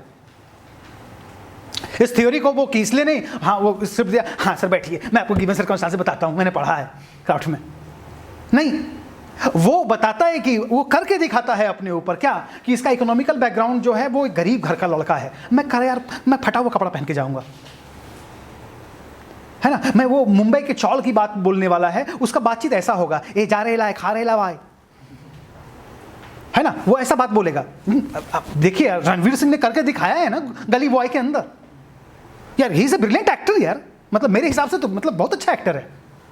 अगर मैं अपने अहंकार को त्याग दूं कि मैं एनएसडी से हूं, तो मुझे तो अच्छा एक्टर लगता है वो, कि उसके अंदर वो क्षमता है कि वो जिस तरह से वो जा रहे लाए खा रहे लाए वाई चल रहे लाए। आप लोग उस फिल्म को दोबारा देखिए, किसी फिल्म को डायरेक्टर का स्टूडेंट होते हुए आप लोग एक फिल्म को 2 बार देखिए, 3 बार देखो आप लोग एक फिल्म को। एक बार केवल देखने से काम नहीं होगा। एक बार तो हम लोग देखते हैं, एक्टर लोग। आप लोग 2 बार देखो, 3 बार देखो, तब समझ में आएगा कि यार कितना एफर्ट डालते हैं ये डायरेक्टर और एक्टर लोग।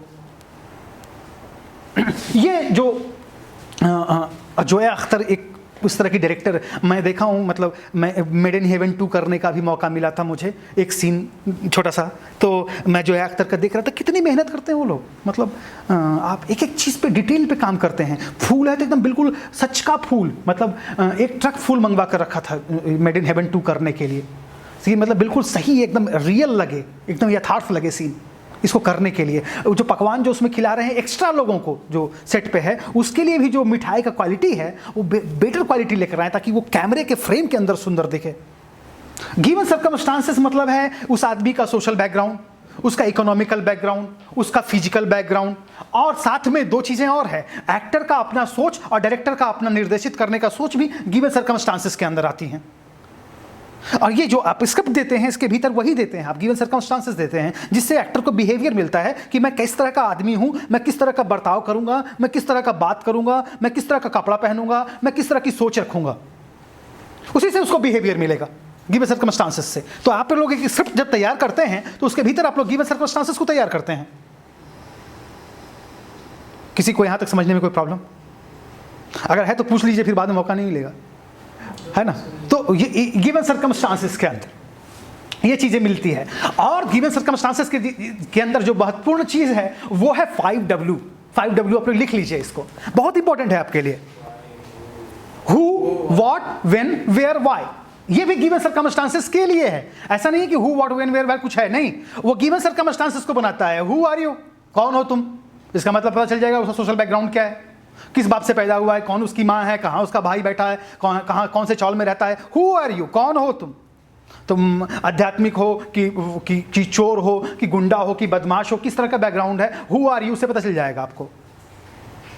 व्हाट आर यू डूइंग, क्या कर रहे हो तुम, अपनी जीविका को चलाने के लिए क्या कर रहे हो तुम, इस रिलेशनशिप को निभाने के लिए क्या कर रहे हो तुम, और कुछ करने के लिए क्या कर रहे हो तुम मार्केट में जा रहे हो, क्या कर रहे हो, क्या तुम्हारी आजीविका है, ये सब कुछ पता चलेगा। व्हाट आर यू डूइंग, क्या कर रहे हो तुम जिससे ये घटना घटी। ये भी गिवन सर्कमस्टांसेस में मदद करती है। ये who, what, when, where, why जो है वो गिवन सर्कमस्टांसेस के अंदर आता है। व्हेन कब होगा, कब घटना घट रही है, दिन में कि रात में, संडे के कि मंडे को, सुबह की शाम, 2021 में कि 1944 में, कब घट रही है घटना। बसंत ऋतु है या जाड़े की ऋतु है, स्वेटर पहनूंगा कि कपड़ा पहनूंगा, मैं कांप रहा हूँ, सिगरेट पी रहा हूँ बार बार कि नहीं पी रहा हूँ, बहुत गर्मी है तो सिगरेट नहीं पी रहा हूँ, अगर बहुत ज़्यादा गर्मी है तो मैं सिगरेट और कोक भी पी रहा हूँ। ये सब कुछ जो मेरे अंदर जो बिहेवियर आएगा एक्टिंग करते हुए, या आप लोग भी एज एन एक्टर जब आप गिवन सर्कमस्टांसेस समझेंगे तो आप समझा सकते हैं कि भैया देख अक्टूबर का महीना है, ये अक्टूबर के महीने में तो कम से कम तुम तो कपड़ा पहन कर आओगे ना भाई, रजाई ओढ़ कर आओगे ना, कैसे खड़े रहोगे तुम पतला सा सूती कपड़ा पहनकर, नहीं। ये गिवन सर्कमस्टांसेस के अंदर मदद मिलेगा आपको। हु, व्हाट, व्हेन, वेयर, कहाँ घट रही है घटना, ये चांद पे घट रही है, तारों पे घट रही है, किसी और ग्रह पे घट रही है, दिल्ली में घट रही है, दमन दीव में घट रही है, कहाँ घट रही है घटना।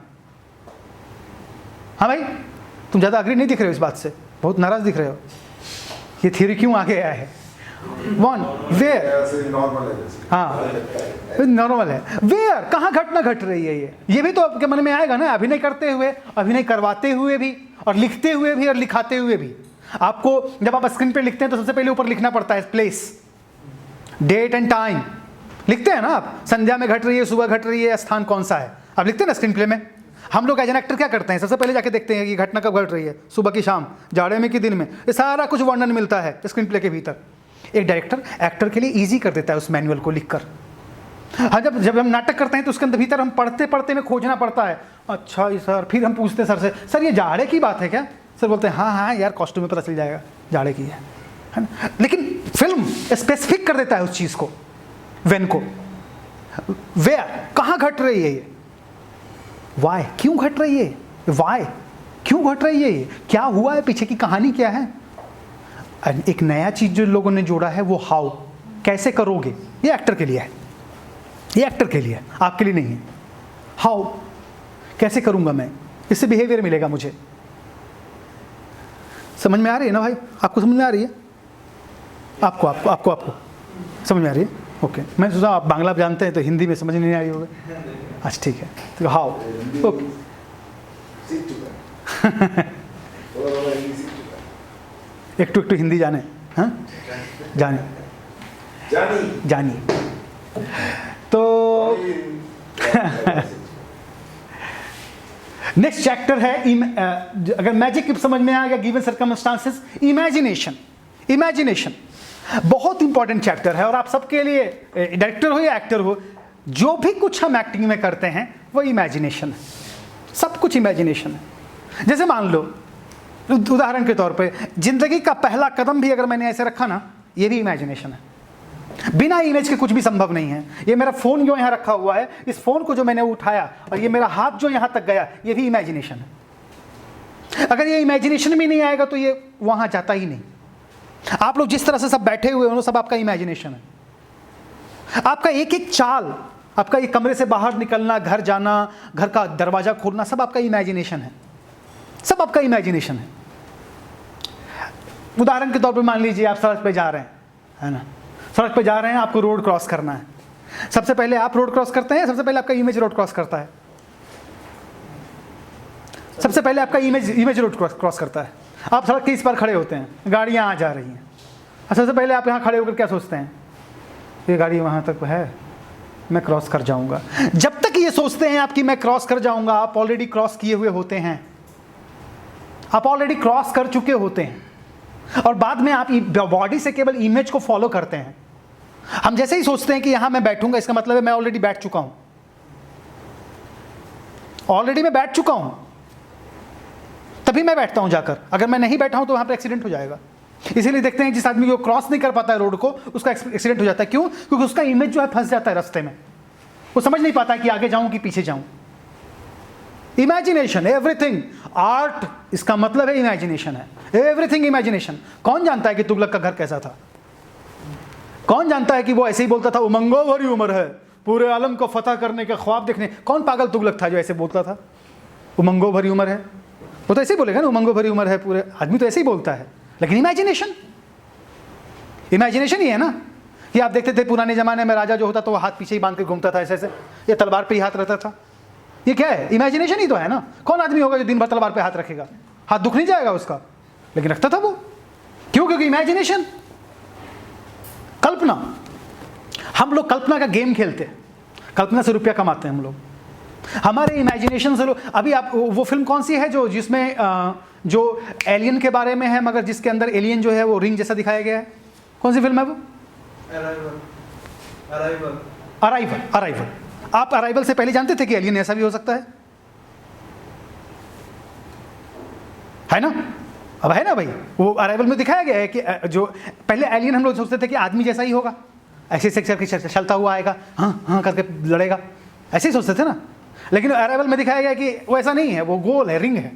इमेजिनेशन है, इमेजिनेशन का पैसा बेच रहे हैं, इमेजिनेशन का पैसा खा रहे हैं। जितना अच्छा इमेजिनेशन पैदा करोगे उतना पैसा कमाओगे। अवतार क्या है? 4 साल का इमेजिनेशन है एक आदमी का, कंप्यूटर के घर में अंदर पैदा किया हुआ। बाहुबली फुल ऑफ इमेजिनेशन है।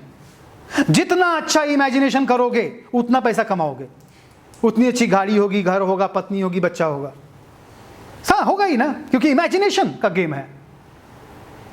एक्टिंग मतलब इमेजिनेशन है, जो सबसे बढ़िया इमेज कर सकता है, जो आपको सबसे बढ़िया ट्रैवल करा सकता है इमेजिनेशन के अंदर, जो आपको वर्तमान से आपका खत्म कर दे आपका और आपको अपने अंदर में डुबा दे, वो सबसे अच्छा एक्टर है। सबसे अच्छा डायरेक्टर कौन है? जो डुबा दे उसमें, जो आपको एकदम पूरी उसके अंदर उतार दे। इमेजिनेशन है, कल्पना।